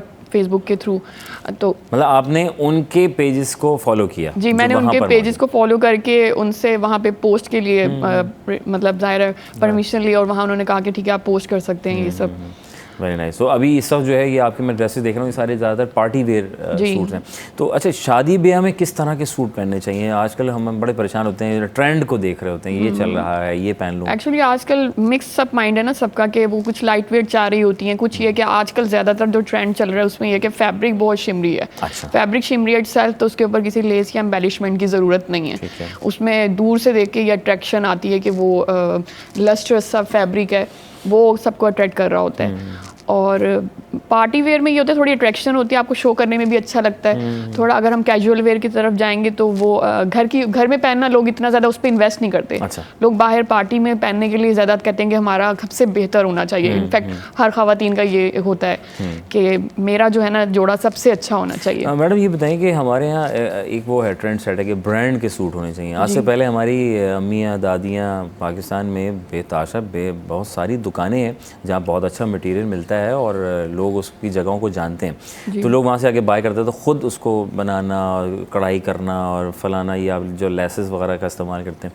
अब जो है वो रेडीमेड का रुख हम देख रहे हैं, तो ये अब रेडी टू वेयर कितना अब आज के दौर में चीज़ें इन है? ज़्यादातर लोग वो रेडी टू वेयर वाले हैं या वो है कि नहीं मैं ख़ुद बनवा लूँ या बना लूँ? नहीं, असल में रेडी टू वेयर थोड़ा सा इसलिए भी रीज़नेबल होता है क्योंकि उसमें हर चीज़ आपको मतलब रेडी टू वेयर मिल रही है। अगर अलग से आप स्टिचिंग पे कर रहे हैं, अलग से आप जाके फैब्रिक परचेज कर रहे हैं, तो उसमें ज़ाहिर कॉस्ट इफेक्टिव भी तो देख रहे हैं ना क्लाइंट्स। आजकल जैसे जो इन्फ्लेशन का टाइम चल रहा है, तो ज़्यादातर क्लाइंट्स का ये होता है कि हम मतलब कि हमारे पास ऐसी चीज़ हो जो कॉस्ट इफेक्टिव भी हो, प्लस फैशन से रिलेटेड भी हो, और कलर कॉम्बिनेशन सब चीज़ें उनको जो है ना जैसे हम चाहिए। ये बात करें, ये आप मैं चाह रहा हूँ कि आप कुछ एक का सूट हमें नाजरीन को दिखाएं कि जो आपको इसमें, वैसे तो सारे बड़े खूबसूरत सूट्स हैं, मैं चाहूँगा एक का सूट दिखाएं और उसके बारे में थोड़ा डिटेल बताएं, प्राइस बताएं, क्योंकि कॉस्ट की आपने बात की है, तो वहीं बैठे बैठे आप इसको ज़रा प्लीज़ देखिए कॉस्ट इफेक्टिव के हिसाब से आप ये देख लें कि इसके ऊपर सिंपल ऐसे सामने दिखाइएगा। इसका जो वर्क है वो इसमें सीक्वेंस वर्क हुआ हुआ है, ठीक है, और इसका जो अपने पास ले फैब्रिक भी लाइट वेट है, ठीक है, ठीक है, और इसकी वजह से क्या फैब्रिक क्या है ये सिल्क है, ठीक है, सिल्क है, और इसके दुपट्टे पे देखें कट वर्क्स बनाए हैं हमने, दुपट्टा थोड़ा हैवी है, ठीक है, मतलब not that much heavy, but इसका जो लुक है वो हमने थोड़ा सा ज़्यादा फुल ऑफ वर्क बनाया, ठीक है, और इसका जो बेल शेप ट्राउज़र है, अच्छा, जो आजकल 3 पीस है पूरा, जी जी, अच्छा ज़बरदस्त। और नाज़रीन को आप ये देखें, ये देखें, थोड़ा ज़बरदस्त है, ये फुल इसका फ्लैपर है जिसके ऊपर ये वर्किंग हुई हुई है, और ये थ्रेड वर्क है, लाइट से जरी वर्क है ये। अच्छा, तो ये आप काम खुद किसी के मतलब क्या रेडीमेड मिलती है चीज़ें बनी बनाई? नहीं, ये ऑर्डर पे हमें बनवानी पड़ती हैं, हमें खुद डिज़ाइन करनी पड़ती हैं, ये हमें बनवा के देनी होती हैं। ओके फाइन, तो ये ऑर्डर आता है, देन उसके बाद फिर आप ये बना के कुछ रखे हुए होते हैं आपने, जैसे ये वाला कुछ चीज़ें बनी हुई होती हैं। अच्छा, ये क्या फैब्रिक है, ये थोड़ा दिखाइएगा। ये मूनलाइट फैब्रिक है और ये थोड़ा प्योर पे बना हुआ है, और इसके प्राइस थोड़े ज़्यादा हैं, लेकिन ये सब रीजनेबल है। पर्पल के प्राइस क्या थे? ये ऑलमोस्ट अंडर 5000 है। असल में जब हम काम स्टार्ट कर रहे होते हैं तो हमें ये देखना होता है कि हमें प्राइस मार्केट से कम्पिटिटिव होने चाहिए, कि मतलब मार्केट में जो रेट चल रहे हैं, अगर ज़्यादा रेट रख लेंगे आप लोग तो वही बात है कि वो कंपटीटर ज़्यादा बैठे हुए हैं, जी जी जी, तो जी, आपका जो है ना वो लेवल कंपटीशन लेवल वो फिर ये कि ठीक है, इस तरह मार्केट लो हो जाती है। ये मूनलाइट में आप बता जी, ये मूनलाइट है, इसकी इस पे कोई जॉर्ज किसका है? ये दुपट्टा प्योर शिफॉन है, इसके ऊपर ये सितारा वर्क है, ये लगाए गए हैं? जी जी जी, ओके फाइन, ये हैंड वर्क हुआ, ये हैंड वर्क हुआ हुआ है। अच्छा, ये इसके ऊपर ये एप्लिक होके लगा है, ये पर्ल्स वर्क, ठीक है, थोड़ा सा हाँ ऐसे करके प्लीज। अच्छा, वेरी गुड। और इसके साथ बस लूज ये प्लाजो है। अच्छा, वही जी, जो आजकल ये ट्रेंड चल रहा है। ओके फाइन, और इसकी प्राइस 5000 से ऊपर की है? जी जी, इसकी प्राइस थोड़ी सी ऊपर है, 8000 तक है, क्योंकि इसका जो फैब्रिक है वो थोड़ा प्योर है। अच्छा फ़ाइन। फैब्रिक लेने के लिए वैसे तो लोग आपसे रब्ता करेंगे, मैं अभी आपसे आखिर में पूछूंगा कि ये जो है कहाँ से कैसे आप इनसे बाय कर सकते हैं, क्योंकि बड़े ज़बरदस्त 3 पीस सूट आपको 5,000 से अंदर मिल रहा है। तो ये फैब्रिक के लिए अब कहाँ दूर दराज मतलब कहाँ होलसेल मार्केट में रुजू करती हैं, कहाँ जाती हैं? नहीं, नॉट नेसेसरी कि मैं होलसेल मार्केट की तरफ ही जाऊँ। कुछ नियर बाय मार्केट्स हैं जहाँ पे अच्छे मतलब जिनसे कंसर्न्स हैं, तो वहाँ पर भी हमें कपड़ा बहुत अच्छा मिल जाता है। फैब्रिक हम परचेज कर सकते हैं, मतलब बहुत रीजनेबल उसमें। अच्छा। और अगर आप वैसे भी ज़्यादा बल्क में लेते हैं तो उसमें भी आपको कोई प्रॉब्लम नहीं होता, उसमें प्राइस काफ़ी कहाँ जाएँ वो कंट्रोल्ड होते ख़वातीन हैं जो खुद से बनाना चाहती हैं, जो सिलाई कढ़ाई खुद करती हैं, लेकिन अच्छे कपड़े की तलाश होती है, ये मूनलाइट अच्छा वाला कहाँ से मिलेगा? तो मार्केट थोड़ा सा बताएं कि तारिक रोड चले जाएँ, गोल्ड मार्क चले जाएँ, Rabi centre is Rabi centre best option. अच्छा, और ये गोल्ड मार्क वगैरह ये जगह हैं? गोल्ड मार्क भी अच्छा ऑप्शन है। अच्छा। इस तरह के और भी हैं, मतलब कि अगर आप गुलशन में मेरे ख्याल से वो आरजे मॉल है, समामा शॉपिंग सेंटर है, भी समामा शॉपिंग सेंटर, बिल्कुल ये सब जो है ना, यहाँ पर ऐसे आपको फैब्रिक मिल जाएगा कि आप इजीली उसको डिजाइन कर सकते हैं अपने माइंड से। Okay fine. अच्छा, और ये वाला दिखाएं जरा हमारे नाज़रीन को, ग्रीन वाला। अच्छा, ये थोड़ा जो है ब्राइडल लुक है। हाँ, इसके अंदर ये थोड़ा हैवी, इसका दुपट्टा यही है? जी जी बिल्कुल। अच्छा। ये थोड़ा कंट्रास्ट पे बना हुआ है, दिखाइएगा आप। और इसके ऊपर ये वेलवेट की आपने पास आपने पहले जाइए, कोई मसला नहीं है। जी जी प्लीज़ ना करीब से दिखाइएगा। ये नेट पे बना हुआ है, पर्ल्स वर्क है इसके ऊपर, और प्लस इसके ऊपर ये वेलवेट की एम्बेलिशमेंट। अब चूंकि मौसम चेंज हो रहा है, विंटर की तरफ आ रहा है, तो हम थोड़ा सा ना वेलवेट लुक दे रहे हैं। ये पीछे हमारे पास एक शॉर्ट पेप्लम लगा हुआ है, ये भी वेलवेट में, विंटर फैब्रिक में है। Okay fine. ये इसका जरा, अच्छा, और ये इसका दामन दिखाइएगा जरा हमारे नाज़रीन को। ये बड़ा ज़बरदस्त आपने इसके अंदर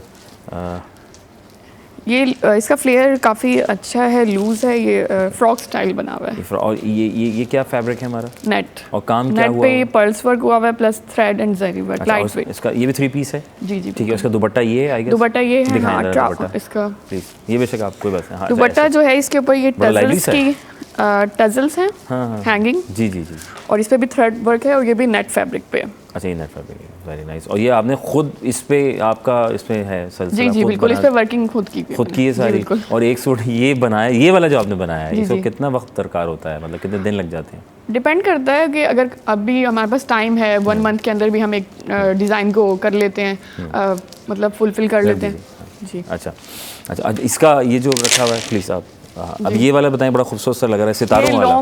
मैं चाहूँगा हमारे नाज़रीन को दिखाइए। ये लॉन्ग मैक्सी है, इसका भी काफ़ी ट्रेंड है आजकल। ज़ाहिर है गर्ल्स जो हैं वो पार्टी वेयर में मैक्सी उनको चाहिए होती है, प्लस इसके नीचे जो बॉटम फ्रिल है। जी जी प्लीज़ ये देखें। अच्छा, ओके, ज़बरदस्त। ये ओपन है, फ्रंट से ओपन है। ठीक है। अच्छा, ओके। इसके ऊपर ये सारा सीक्वेंस वर्क है। अच्छा, फ्रंट ओपन है? जी जी, फ्रंट ओपन। और ये फैब्रिक अंदर इसके क्या इस्तेमाल किया है आपने? ये सिल्क है अंदर, और ये जो है ये इटसेल्फ सीक्वेंस वर्क फैब्रिक है। कोई मसला नहीं, निकाल लीजिए आराम से। नहीं ठीक है, मेरा ख्याल है इसमें ज़्यादा अच्छा लग रहा है। वेरी नाइस, बड़ा ज़बरदस्त है। तो ये बड़ा पार्टी वेयर है। और ये बॉटम टच। ठीक। और ये ऊपर जो हमारे ब्लैक ये हाँ जी विंटर फैब्रिक है, ये है ब्लू कलर है। इसके ऊपर ये सारा हैंड वर्क है, ये गोटा वर्क नहीं होता जो गोटा, हाँ जी, गोटा वर्क टाइप। और ये मिरर है, इसमें मिरर वर्क। अच्छा, वेरी नाइस। ये अलग से बने बने मिल जाते हैं ये सारे? नहीं, ये इसके ऊपर करना पड़ता है काम। अच्छा, वेरी गुड, करवाना पड़ता है, करवाना पड़ता है। वेरी नाइस, प्लीज़ तशरीफ रखें। ये तो बड़ी ज़बरदस्त है जनाब अली कि आपको जो है ना अपने साथ साथ जो है ना चीज़ों को चला रहे हैं, और टीम वर्क, ये टीम वर्क है, राइट? जी जी बिल्कुल। चलें, अल्लाह ताला आपको बहुत कामयाब करे। आप इतनी मेहनत कर रही हैं, घर भी संभाल रही हैं, बच्चे भी संभाल रही हैं, और एज अ डॉक्टर आप फार्मासिस्ट भी हैं, और दवाइयाँ शवाइयाँ भी आस पड़ोस वाले कहते हैं कि बता दें, वो प्रिस्क्राइब तो कर सकते हैं। बाकी डॉक्टर जो आपको क्या आपकी सेहत के मुतालिक। अच्छा, मुझे जाते जाते क्योंकि वक्त की कमी है, अब आपने काफ़ी चीज़ें हमें दिखाई हैं, ज़ाहिर है आपको फ़ायदा लेना है हमारे टीम के, हमारे चैनल के तवज्जुह से, तो प्लीज़ मैं चाहूँगा कि हम आपसे कैसे लिंक कर सकते हैं अपने सूट्स बनवाने के लिए? मेरा फेसबुक जो पेज का लिंक है वो मेरा ख्याल है मैंने दिया हुआ है। जी जी। और प्लस उस पर जो मेरा व्हाट्सएप नंबर है उस पर आप डायरेक्ट कांटेक्ट कर सकते हैं। ठीक है। और उसके अलावा किस नाम से आपका पेज है वैसे? जी, दी FB boutique. THE, right? THE FB। मैंने एक्चुअली स्टार्ट जो है वो ओरिजिनेट किया था फेसबुक से, तो मैंने उसको फेसबुक का नाम ही दे दिया। अच्छा, FB के नाम से। बेशक फ़ोन नंबर मैं चाहूँगा कि मैं फ़ोन नंबर आप लोग नोट कर लें, मैं फ़ोन नंबर बताने वाला हूँ, तो व्हाट्सएप से इनसे डायरेक्ट रब्ता कर सकते हैं। बिल्कुल, फ़ायदा तो होना चाहिए। टैलेंटेड लोग हमारे सामने मौजूद हैं, तो उस टैलेंट को हमने उजागर करना है, सपोर्ट करनी बहुत ज़बरदस्त। स्टिचिंग बहुत ज़बरदस्त है, आप ऑर्डर करेंगे बहुत अच्छा लगेगा आपको, और मुतमईन रहेंगे। प्लीज़ मैं चारों नंबर आप जी 0306 278 2995। Very nice. चलें जी, इस पर आप रब्ता करेंगे और रब्ता करके फिर आप जो है पार्टी शार्टी करें, वेडिंग्स में जाएं। और आपका बहुत शुक्रिया madam, thank you so much. और आई लास्ट ऑफ जी, ऑल please। मैं स्पेशल थैंक्स करूँगी शमा राशिद का, who bring us to this platform, और वो हमें काफ़ी हेल्पिंग और सपोर्टिव है हमारे लिए। प्लस आपकी भी टीम का बहुत शुक्रिया। जज़ाकल्लाह, अल्लाह ताला आपको बहुत कामयाब करे और बहुत आगे लेके जाए। और ये मिशंस हैं वो तमाम ख़वातीन ने जो है लॉकडाउन से जो है शुरुआत की थी, अब माशाल्लाह हर बंदे ने अपनी अपनी जगह बना ली है। कोई शेफ़ बन गया, कोई इस तरह डिज़ाइनर की हैसियत से आगे आया, और कोई जो है बैडिंग में आगे निकल गया, तो कोई IT में, कोई आपको सपोर्ट करने के लिए लाओ यार हम आपके पेज को प्रमोट करते हैं। तो इज़ अ टीम वर्क, सब मिलकर जुल के चल रहे हैं। वफ़ा लेंगे, वफ़े के बाद फिर मुलाकात होगी, कहीं में जाएगा और मज़ीद लोगों के दरमियान रहेगा।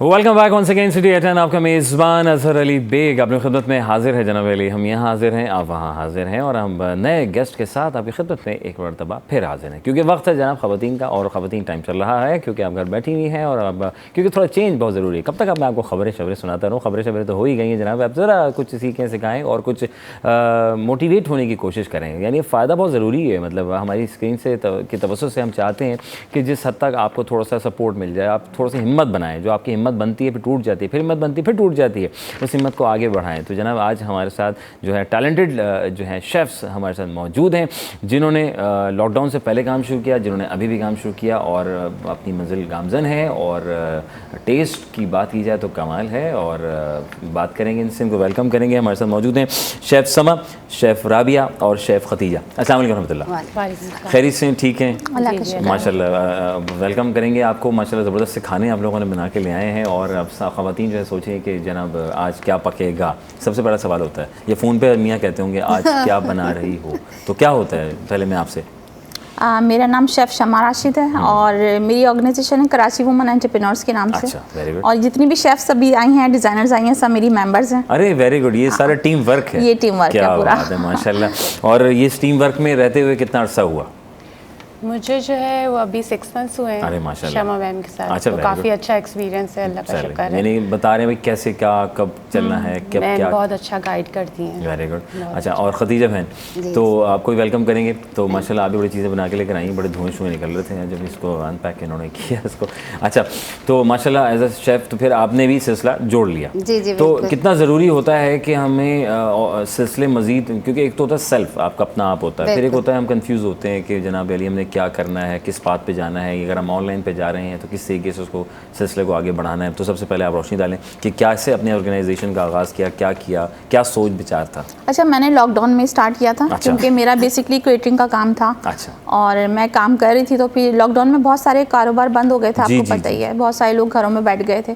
तो उस वक्त ख़वातीन ने फिर मुझसे रुजू किया कि भाई आप अपना केटरिंग का काम कर रही हैं तो आप हमारा भी करवाएं कुछ इस तरह से।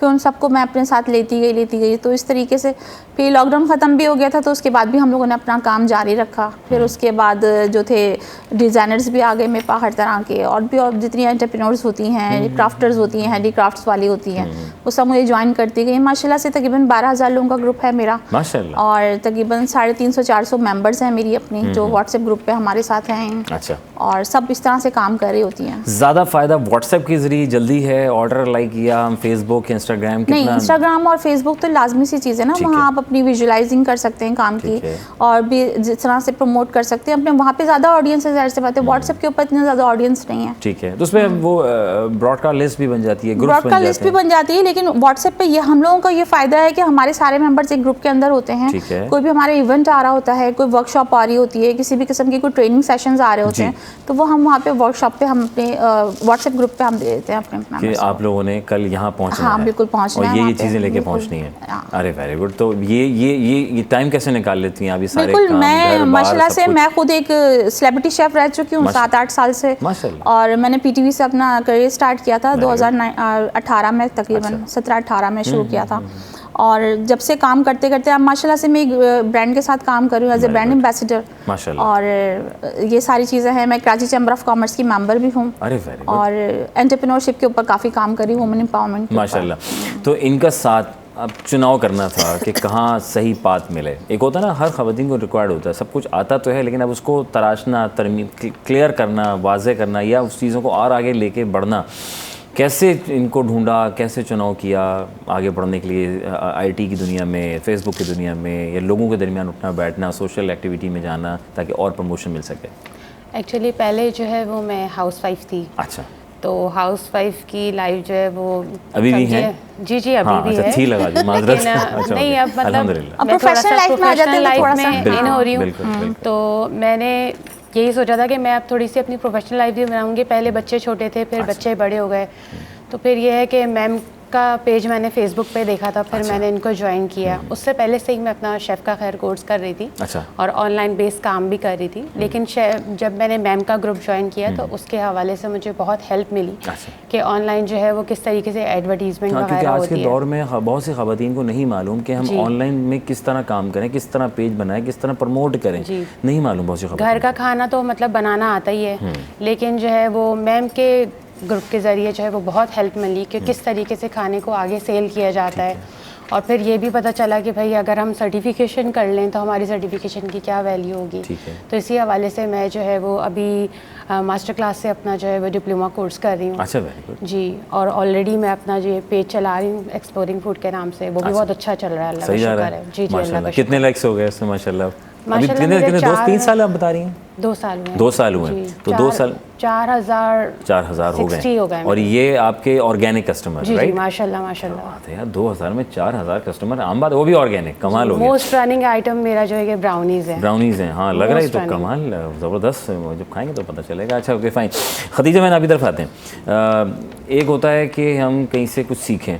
अब पहले ज़माने में तो हम ये देखते थे, हम अपनी दादी अम्मियों से, वालदाओं से, और या आस पड़ोस की खातून पड़ोस आ गई, अरे मियाँ, अरे बहन तुमने क्या बनाया, ये सब बातें, तुम इसमें ये चीज़ ऐड कर लो। ये चीज़ थोड़ी सी ज़्यादा हो गई है, तो वो उसमें और अब में कितना फ़र्क आप देख रही हैं? जैसे हमारी बहन ने इनको, मैंने किसी से भी नहीं सीखा। अच्छा। मैंने अपनी अम्मी से भी नहीं सीखा। अम्मी से? अच्छा। किसी से भी नहीं सेल्फ सीखा, मैंने खुद किया है। और मैंने YouTube से सीखा है, जितना भी सीखा है। कोई मैंने कोर्स नहीं किया। अच्छा। कुछ भी नहीं किया। यानी ऐसा नहीं है कि YouTube के लोग जो हैं कहते हैं कि यार फजूल है, अच्छे भी होते हैं, कुछ अच्छे होते हैं। आप उसका इस्तेमाल, हाँ जी बिल्कुल, इस्तेमाल करें तो आपको क्या नहीं मिलेगा वहाँ से। तो मैंने जितना भी काम, मैंने बेकिंग जो स्टार्ट की है मैंने YouTube से की। Very good. मैंने अल्हम्दुलिल्लाह हर बेकिंग कर लेती हूँ, सब कुछ करती हूँ, कुकिंग कर लेती हूँ। और ये शौक किस वक्त पैदा हुआ, क्या हुआ था? लॉकडाउन वाला आपका भी मामला था या उससे प्रीवियस? मेरा तकरीबन 4 साल पहले मैम से मुलाकात हुई थी एक कंपटीशन में। अच्छा। तो वहाँ से जब मैं विन हुई थी ना, तो उसके बाद मैम शमा के साथ ही लगी। आपने कहा अरे मिस शमा जा रही हैं, इनको बस जल्दी से मिस प्लीज। फिर उसके बाद यही था कि जहाँ जहाँ जाना था, कुछ भी काम होता था, मैं असल में ना बाहर नहीं आती थी। मुझे डर लगता था कि बात कैसे करनी है, मीडिया में जाऊंगी तो क्या कहूँगी, मुझे इस चीज़ से बहुत डर लगता था। तो मैं जब भी कहीं जाना होता था, मैं इनको कहती थी साथ चलो, मैं ऐसे नहीं जाऊँगी। इन्होंने साथ दिया शमा, और वो आती थी मेरे साथ, और मेरा साथ दिया इन्होंने, हर जगह साथ दिया है। मैं जहाँ एकदम से हो जाती ना, सैड हो जाती थी, मुझे खड़ा कर देती है। ये मतलब बिल्कुल घर से इस तरह से बिल्कुल ज़ीरो से काम स्टार्ट किया। अच्छा। और अभी माशाल्लाह से ये पूरा साल जो हमारा गया है, इसमें इसने एज ए सेलिब्रिटी शेफ एक चैनल के ऊपर पूरी लाइव कुकिंग शोज़ वगैरह अच्छा। मैंने लाइव कुकिंग शो कर लिए, मैंने हर चीज़ कर लिया। क्या बात है, क्या बात है भाई। देखिए सारी मेहनत का गेम है ना, आप मेहनत करें, अल्लाह ताला आपको जो है उसमें बरकत देता है। और टीम आपको अगर अच्छी मिल जाए, ऐसे शमा बहन जैसे शेफ्स मिल जाए सीनियर, तो आपको और अच्छा तरीक़ाकार बता देते हैं। तो हमारी ख़वातीन डरती हैं, खौफज़दा हो जाए, जैसे आपने कहा। तो ऐसी ख़वातीन ज़्यादा हैं या अब कुछ जनरेशन में थोड़ा चेंज आपको दिखाई दे रहा है, थोड़ा हौसला होता है? देखिए ये अब जो है ना शेफ़ की उस पर बहुत ज़्यादा ख़वातीन आ रही हैं, क्योंकि अंदाज़ा हो गया है कि सिर्फ ऐसे नहीं कि घर में खाना बना रहे हों तो हम उठा के हम खाना अपना बेच सकते हैं। तो पूरी सर्टिफिकेशन होनी चाहिए, आपको हाइजीन का पता होना चाहिए, आपको उसकी प्रेजेंटेशन का पता होना चाहिए, उसकी पैकेजिंग का पता होना चाहिए, उसकी कॉस्टिंग का पता होना चाहिए। और ये सारी चीज़ें जब भी आ सकती हैं जब आप एक शेफ़ का पूरा डिप्लोमा या कम से कम सर्टिफिकेट कोर्स करते हैं। तो ये वहाँ पर आपको सिखाया जाता है इंस्टीट्यूट के अंदर कि सारी चीज़ें, कि अगर आप फूड बिजनेस में जा रहे हैं तो आपको किन किन चीज़ों के ऊपर अबूर हासिल होना चाहिए। ठीक है। इंसान ये देखता है कि रबिया बहन के हम ये अच्छा पका लेते हैं तो हम बस यही पकाएं, या मुझे ये पसंद है मैं अच्छा ये पका लेती हूँ बस मैं यही पकाऊँ, या सारी डिशेस में आपको अबूर हासिल होना चाहिए? मेरे ख्याल से तो होना चाहिए। देखिए मेरे ख्याल से तो ख़वातीन को सब तरीके के आइटम्स आने चाहिए, क्योंकि कोई सिर्फ मीठे पे नहीं टिक सकता। अगर आप शेफ़ हैं तो जी हाँ, क्योंकि कोई सिर्फ मीठे पे नहीं टिक सकता, कोई सिर्फ स्पाइसी पे नहीं। जो पहले स्पाइसी खाएगा फिर वो ज़रूर मीठा खाएगा।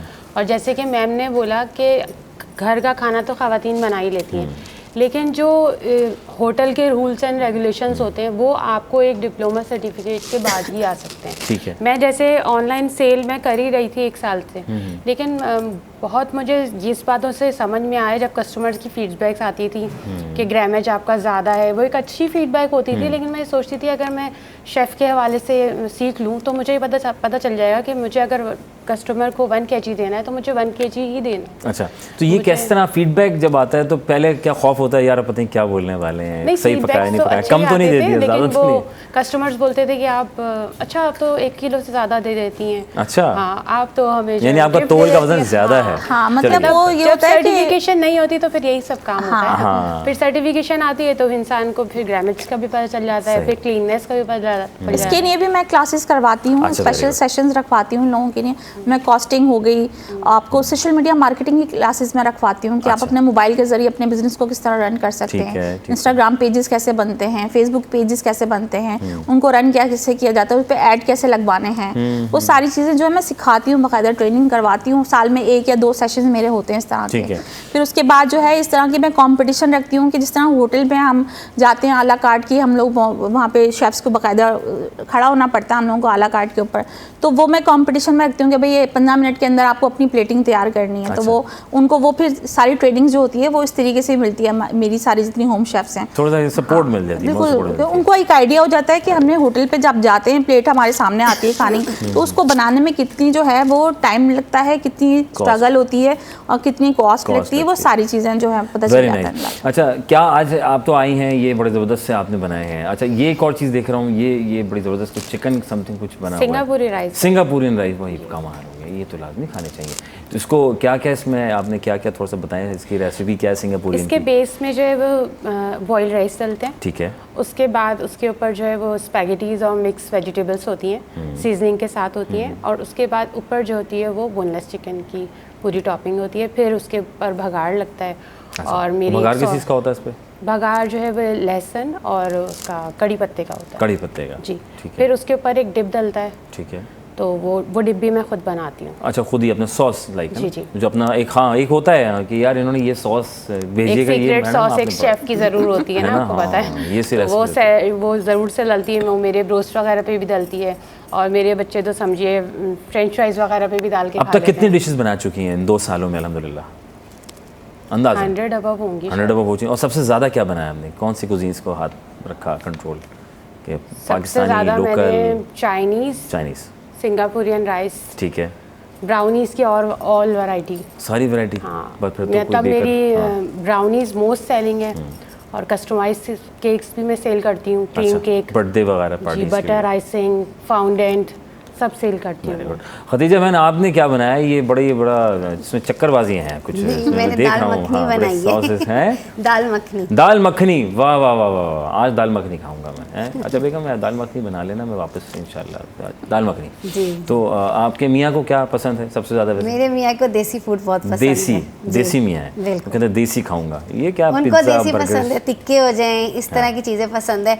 वो ज़्यादातर ये चाइनीज़ नहीं खाते, वो कहते हैं नहीं देसी बनाओ, जितना बना देसी बनाओ, मैं वो खाऊंगा। अच्छा, तो फिर आते हुए कह दोगे सुनो आज खदीजा तुमने ये बनाना? नहीं, मैं खुद कह देती हूँ, आज क्या बनाना है बता दें मुझे। माशाल्लाह, कॉलर है हमारे साथ इसी बात पे। कौन है हमारे साथ? अस्सलाम वालेकुम। या भाई, एक बार फिर वेलकम। या भाई, अस्सलाम वालेकुम। वालेकुम अस्सलाम। पहले तमाम बहनों को सलाम हो, बड़ा अच्छा लग रहा है माशाल्लाह। लेकिन अतर भाई ये तो अच्छी बात नहीं, अकेले अकेले सारे खाने खा जाएंगे। मैं तो कह रहा हूँ आप आ जाएं यार, आप फोन पे हमेशा होते हैं। आज मैं कह रहा हूँ आप ना दीदार कराएं, आप आए, हम साथ बैठे खाएंगे इंशाल्लाह। बहुत सारे चैनल वाले बुलाते हैं मुझे, लेकिन इंशाल्लाह आपके बताने मुझे खुद भी शौक है। कराची के हवाले से जो आपके प्रोग्राम है ना माशाल्लाह जबरदस्त होते हैं, और हमारी इन बहनों को मेरा सलाम हो। देखिए बात ये कि आजकल अगर बात घर में अगर खवातीन काम कर रही है तो वो आपका हाथ बटा रही होती है, इसलिए कि जाहिर बात है बिजली के बिल और सारी चीजें जरूरी अर्निंग कर रही होंगी। मेरा जो इनसे सवाल है ना, देखिए ये काम तो कर रही है, लेकिन मैंने एक चीज देखी, जो प्रोफेशनलिज्म है ना वो अभी तक हमारे इतने लेवल पर नहीं आया है। ऑनलाइन कुक करती है खाने, कुछ अर्से करने के बाद अक्सर खवातीन वो फिर ग्राउंड पर चले जाती है, वो आगे काम नहीं कर रही होती। मेरा इनसे एक मशवरा भी है, और इनको इनसे मैं पूछना भी चाहूंगा। देखिए दुनिया में हमारे बराबर मुल्क के अंदर बहुत बड़े पैमाने पर जो है ना लंच और सप्लाई होता है दुनिया के, यहाँ ऑफिस में और मार्केट्स में। अब हमारे यहाँ कोई इतने बड़े पैमाने, अब ये अगर अपने कारोबार को एक्सपेंड करना चाहती है, एक ऐसे इंडस्ट्री का दर्जा देना चाहती है, तो इनको एक बहुत बड़ा एक जो सिस्टम डेवलप करें ताकि वो जो एक मास स्केल पे जो ना ऑफिस और स्केल में सप्लाई करना शुरू करें, ताकि अपने प्रॉपर किचन बना लें, तो इनका मेरे ख्याल में कारोबार बड़ा फ्लरिश कर सकता है। थैंक यू सर, बहुत शुक्रिया, जज़ाकल्लाह। आपका सवाल के जवाब लेंगे और जो मशवरा आपने दिया उस पर भी अमल करेंगे, और सवाल के जवाब लेकिन एक ब्रेक के बाद। वफ़ा बहुत ज़रूरी ज़िंदगी में, छोटा सा वफ़ा हर जगह लें, सोचने समझने का मौका मिल जाता है। आपको कुकिंग कर रही हैं तो सोचें ये नहीं फ़ौरन मसाले शाले डाल दिए तो फिर कुछ और भी हो सकता है, तो तहम्मुल मिजाजी का मुज़ाहिरा रखें, सब्र रखें, वफ़ा लें।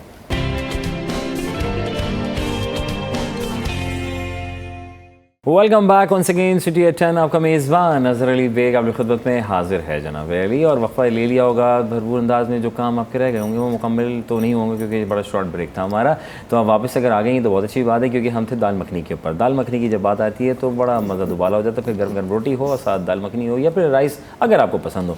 खदीजा बहन, दाल मखनी कितने डिशेज़ बना चुके हैं? मैं अभी आपसे वही सवाल। मैं तो माशाल्लाह बहुत सारी बना चुकी हूँ। अच्छा, क्योंकि देसी फूड है ना, तो मैं खुद भी लाहौर की बिलोंग करती हूँ ज़्यादा, तो वहाँ पे भी सारे देसी फूड खाए जाते हैं, तो मेरे ख्याल से तो मैंने तो ज़्यादा ही डिशेस बन जाती है। ठीक है, यानी आप ज़्यादा किचन में पाई जाती हूँ? कहाँ भाई मियाँ आते होंगे, कहते होंगे कहाँ गई? बिल्कुल मेरा यही हाल है। मुझे अगर कोई कहता है ना कि आज इसने आना तो ये चीज़ बना लो, तो मैं किचन में ही हो जाती हूँ। उसके बाद मुझे नहीं पता था कि घर में और क्या करना है, बाकी बच्चों की जिम्मेदारी है, मेरी किचन की जिम्मेदारी। अरे वाह, यानी आपने बच्चों को भी साथ साथ तुम साथ ट्रेंड कर दिया, तो घर तुमने मेहमान आ रहे हैं तो घर। अच्छा, एक सवाल है बहन आपसे कि वो एक सवाल जो हो, क्या पकेगा, हर घर का एक मसला है, ये बड़ा एक अहम बुनियादी मसला है कि आज क्या पकाऊं, कैसे क्या पकाऊं, समझ नहीं आ रहा मुझे। अच्छा, मैंने तो अपने घर में ना मैनेज किया हुआ है। अच्छा, कि मतलब एक दिन जो है वो हम लोगों ने चाइनीज़ बनाना होता है, एक दिन हमारा वेज डे होता है, एक दिन जो है वो हम लोग दाल बनाते हैं, एक दिन हम अंडा बनाते हैं, एक दिन चिकन बनाते हैं, एक दिन बीफ बनाते हैं। अच्छा। तो मेरे जो है ना, क्योंकि मेरा इस तरीके का काम है ऑनलाइन बेस, ऑनलाइन भी देख रही हैं तो मुझे जो है अपने ऑनलाइन बेस को मैनेज करते हुए अपना पूरा मैंने बनाया हुआ है कि भाई मुझे इस दिन बीफ बनाना है, इस दिन चिकन बनाना है, तो फिर उसी में से थोड़ा निकाल के घर को खिलाना है, ऐसा ही वाला है? वो अलग होता है। मेरा घर का खाना अलग बनता है। अच्छा, वो अलग बनता है? जी जी। अच्छा, ऐसा नहीं है कि यार थोड़ा ज़्यादा बना लिया तो आज चलो भाई पार्टी हो जाए? क्योंकि ये सब जो आइटम्स होते हैं ये डेली बेसिस पे कोई नहीं खाता। हाँ। एक घर का खाना घर का ही खाना होता है, वो अलग बनता है मेरा। अच्छा। और मेरा सेल का आइटम अलग बनता है, तो वही जो मेरा घर का है ना, मैं उसी की बता रही हूँ कि मेरा हफ्ते का फिक्स है कि मुझे इस दिन ये बनाना है, बीफ बनाना है, इस दिन चिकन बनाना है, इस दिन दाल बनाना है, तो फिर मेरा उस तरीके से शेड्यूल सेट है, फिर इतनी टेंशन नहीं होती। अब जाहिर सी बात है, अगर आपको अपना प्रोफेशनल काम सेट करना है तो फिर आप इस चक्कर में तो नहीं फंस सकते ना डेली कि अल्लाह हमें क्या बनाना है, फिर तो हम पूरा दिन यही सोचते रहेंगे। फिर ऑर्डर कैसे और घर का खाना और सब चीज़ें, फिर हम वो घर की खातून बने रह जाएंगे। खदीजा, किस तरह करते हैं आप लोग मैनेज बीइंग ऑनलाइन? आप माशाल्लाह कर रही हैं, क्योंकि घर का खातून, घर भी देखना, बच्चों को भी देखना, हस्बैंड भी, फिर ये ऑनलाइन काम भी देखना, सामान भी ला कर रखना, तो क्या महीने का एक साथ ले आते हैं, ऑर्डर के हिसाब से चलते हैं? मैं इस तरह नहीं करती, होता है कि ऑर्डर वर्क काम करती हूँ, ऑनलाइन बिजनेस करती हूँ केक एंड ग्लेज के नाम से, इंस्टाग्राम पे भी और फेसबुक पे भी। ठीक है, ऑर्डर कर सकते हैं भाई आप। दोबारा नाम बताएं अपना। केक एंड ग्लेज पे करते हैं, ठीक है। आप फेसबुक पे भी करें और इंस्टाग्राम पे भी करें। नंबर भी बता दें, कोई मसला नहीं। आज हम आपको 033 नंबर लिखें, नंबर खवातीन और हज़रात नंबर जल्दी से फ़ोन उठाएं या 033 3138 523 मेरा नंबर है। आप मुझे कॉल करें, अपना ऑर्डर बुक करवाएं, तो वहाँ पे मैं केक्स, ब्राउनी, नान खटाइयाँ सब कुछ एक दिन पहले आपको ऑर्डर करना पड़ेगा या आपको घंटे पहले? अगर केक होते हैं कि कुछ उनके आते हैं कस्टमाइज केक होते हैं, तो वो एक दिन पहले ऑर्डर करना पड़ता है, क्योंकि सामान भी तो लाना है आपने। हाँ जी बिल्कुल, सामान लाना। और अगर क्रीम केक होता है, सिंपल, ज़्यादा हैवी केक नहीं होता, तो वो होता है कि आप मुझे उसी दिन ऑर्डर दे दो, शाम में ले लीजिए, डिलीवर कर दूंगी। ठीक है, तो ये भी होता है। नान खटाई बना लेती हूँ, ब्राउनीज बनाती हूँ, हर चीज़ अल्हम्दुलिल्लाह बन जाती है माशाल्लाह। आप बताएं राबी बहन कि किस तरीके से आपसे रब्ता किया जाए और किस नाम का पेज है ताकि लोग ऑर्डर करें आज आपको? अच्छा, मेरे आज जो पकाना जरा जी, मेरे पेज का नाम जो है वो एक्सप्लोरिंग फूड है। एक्सप्लोरिंग फूड है, ठीक है। और मेरा फेसबुक पे भी पेज है, इंस्टा पे भी पेज है, टिकटॉक पे भी है, और यूट्यूब पे भी है, व्हाट्सएप पे भी मैं ऑर्डर लेती हूँ। कोई जगह नहीं छोड़ी आप? जी जी, कोई जगह नहीं छोड़ी। अब एक लिंक्डइन पे बना लीजिएगा आप, वो इंटरनेशनली हो जाएगा। जी, वो मेरे हस्बैंड कह रहे थे कि बस वो बचा है, वो बचा तो है, तुम उसके ऊपर भी हमला कर दो। तो ये है कि मैं प्री ऑर्डर्स पे काम करती हूँ। कस्टमाइज केक के लिए मैं 2 डेज लेती हूँ। अच्छा। और अगर जो ऐसी ब्राउनीज वगैरह होती हैं या फिर कोई ऐसा मतलब आइटम है, तो उसके लिए मैं एक दिन पहले भी ऑर्डर ले लेती हूँ। Very nice. फ़ोन नंबर अगर आपका व्हाट्सएप पे ऑर्डर करना चाहें? जी, मेरा कॉन्टैक्ट नंबर है 0311 2897515। रबिया काशिफ। रबिया काशिफ साहिबा से आप रब्ता कर सकते हैं, ऑर्डर कर सकते हैं। वक्त की कमी है। अब मैं शेफ़ शमा साहिबा प्लीज़ मुझे जाते जाते जो है कुछ हमारी ख़वातीन को थोड़ा आप ज़ाहिर हौसला देती हैं। बिल्कुल, जो आप घरों में ख़वातीन हैं, मेरा बेसिक जो है वो यही है कि घरों में टाइम ज़ाया ना करें। जो गॉसिपिंग में इधर उधर आप टाइम ज़ाया गीबतों में लगे हैं, बिल्कुल, तो वो आप अपना कोई काम घर से भी स्टार्ट करें, अपना होम बेस्ड काम शुरू करें। नहीं समझ में आ रहा है तो मुझसे कांटेक्ट करें। कराची वुमेन एंटरप्रेन्योर्स का पेज है फेसबुक के ऊपर, आप वहाँ आएँ। व्हाट्सएप का वहाँ पे आपको ऑप्शन भी दिया हुआ है, डायरेक्ट आप मुझे कॉल कर सकते हैं वहाँ से, और मुझसे आप मशवरा भी ले सकते हैं, मुझे ज्वाइन भी कर सकते हैं। हमारा फेसबुक का ग्रुप है कराची वुमेन एंटरप्रेन्योर्स बाय शमा राशिद के नाम से। 12,000 लोग हैं वहाँ पे, वो आप लोगों की हेल्प भी करेंगे। और सवाल आ रहा है, वो पूछ रही होंगी कि वो कह रही हैं कि कोई फीस तो नहीं लेती? नहीं, कोई फीस नहीं है हमारी, बिल्कुल ये फ्री ऑफ कॉस्ट होती है सारी चीज़ें। सपोर्ट करती हैं, बिल्कुल सपोर्ट। बस अल्लाह ताला को राज़ी रखना है और लोगों को आगे बढ़ाना। बिल्कुल ऐसे ही है। क्या बात है, बहुत बहुत शुक्रिया। जज़ाकल्लाह शमा बहन, राबिया बहन, खदीजा बहन, अल्लाह ताला आप तीनों को बहुत कामयाब करे। और मिस शमा जो हैं वो सबको साथ लेके चल रही हैं। ज़रूरी है, हमारे जिस तरह घर में वालिदैन होते हैं और वो बच्चों को लेके आगे चल रहे होते हैं, या दफ्तर में एक बॉस होता है वो सबको लेके एक साथ लेके चलता है। कोई भी एक लीड करता है बंदा, और फिर उससे आप सीखते हैं, समझते हैं और फिर आगे निकलते हैं। आप वंस अगेन आपको बहुत शुक्रिया। अल्लाह ताला बहुत कामयाब करे दीन दुनिया आखिरत में। खुश रहिए, खुश रखिए, और कोशिश करें कि कहीं कुछ ऐसे मामलात हो रहे हैं तो उससे साइड किनारे कर लीजिए या उसको समझा दीजिए, और इधर उधर के गॉसिप से बेहतर है, जैसे मिस शमा ने कहा, कि कुछ कर लीजिए। तो आज करेंगे तो कल आपके वो काम आएगा। अगर आपके नहीं आएगा तो जनाब लाजमन आपके बच्चों के काम आएगा। वैसे तो आपके भी काम आएगा। तो मेहनत करें, मेहनत में अज़मत है। तवक्कल अल्लाह करते रहिए, हुकूक़ुल इबाद, हुकूक़ अल्लाह को आपको उस पर पैरा करते रहिए। 5 वक्त की नमाज़ अदा करते रहिए, नमाज ना छोड़िए, और कुरान मजीद को तफसील से उसको पढ़ें, समझें। उसमें ज़िंदगी के बारे में सब कुछ लिखा है। फिर आपको किसी की सपोर्ट की ज़रूरत नहीं कि निज़ाम हयात आपने जो गुजारना है यहाँ और वहाँ के लिए क्या बेहतर है। अपने मेज़बान अज़हर अली को दी इजाज़त। फिर होगी मुलाकात, ज़िंदगी रही तो फिर होगी बात। पाकिस्तान जिंदाबाद, अल्लाह निगहबान।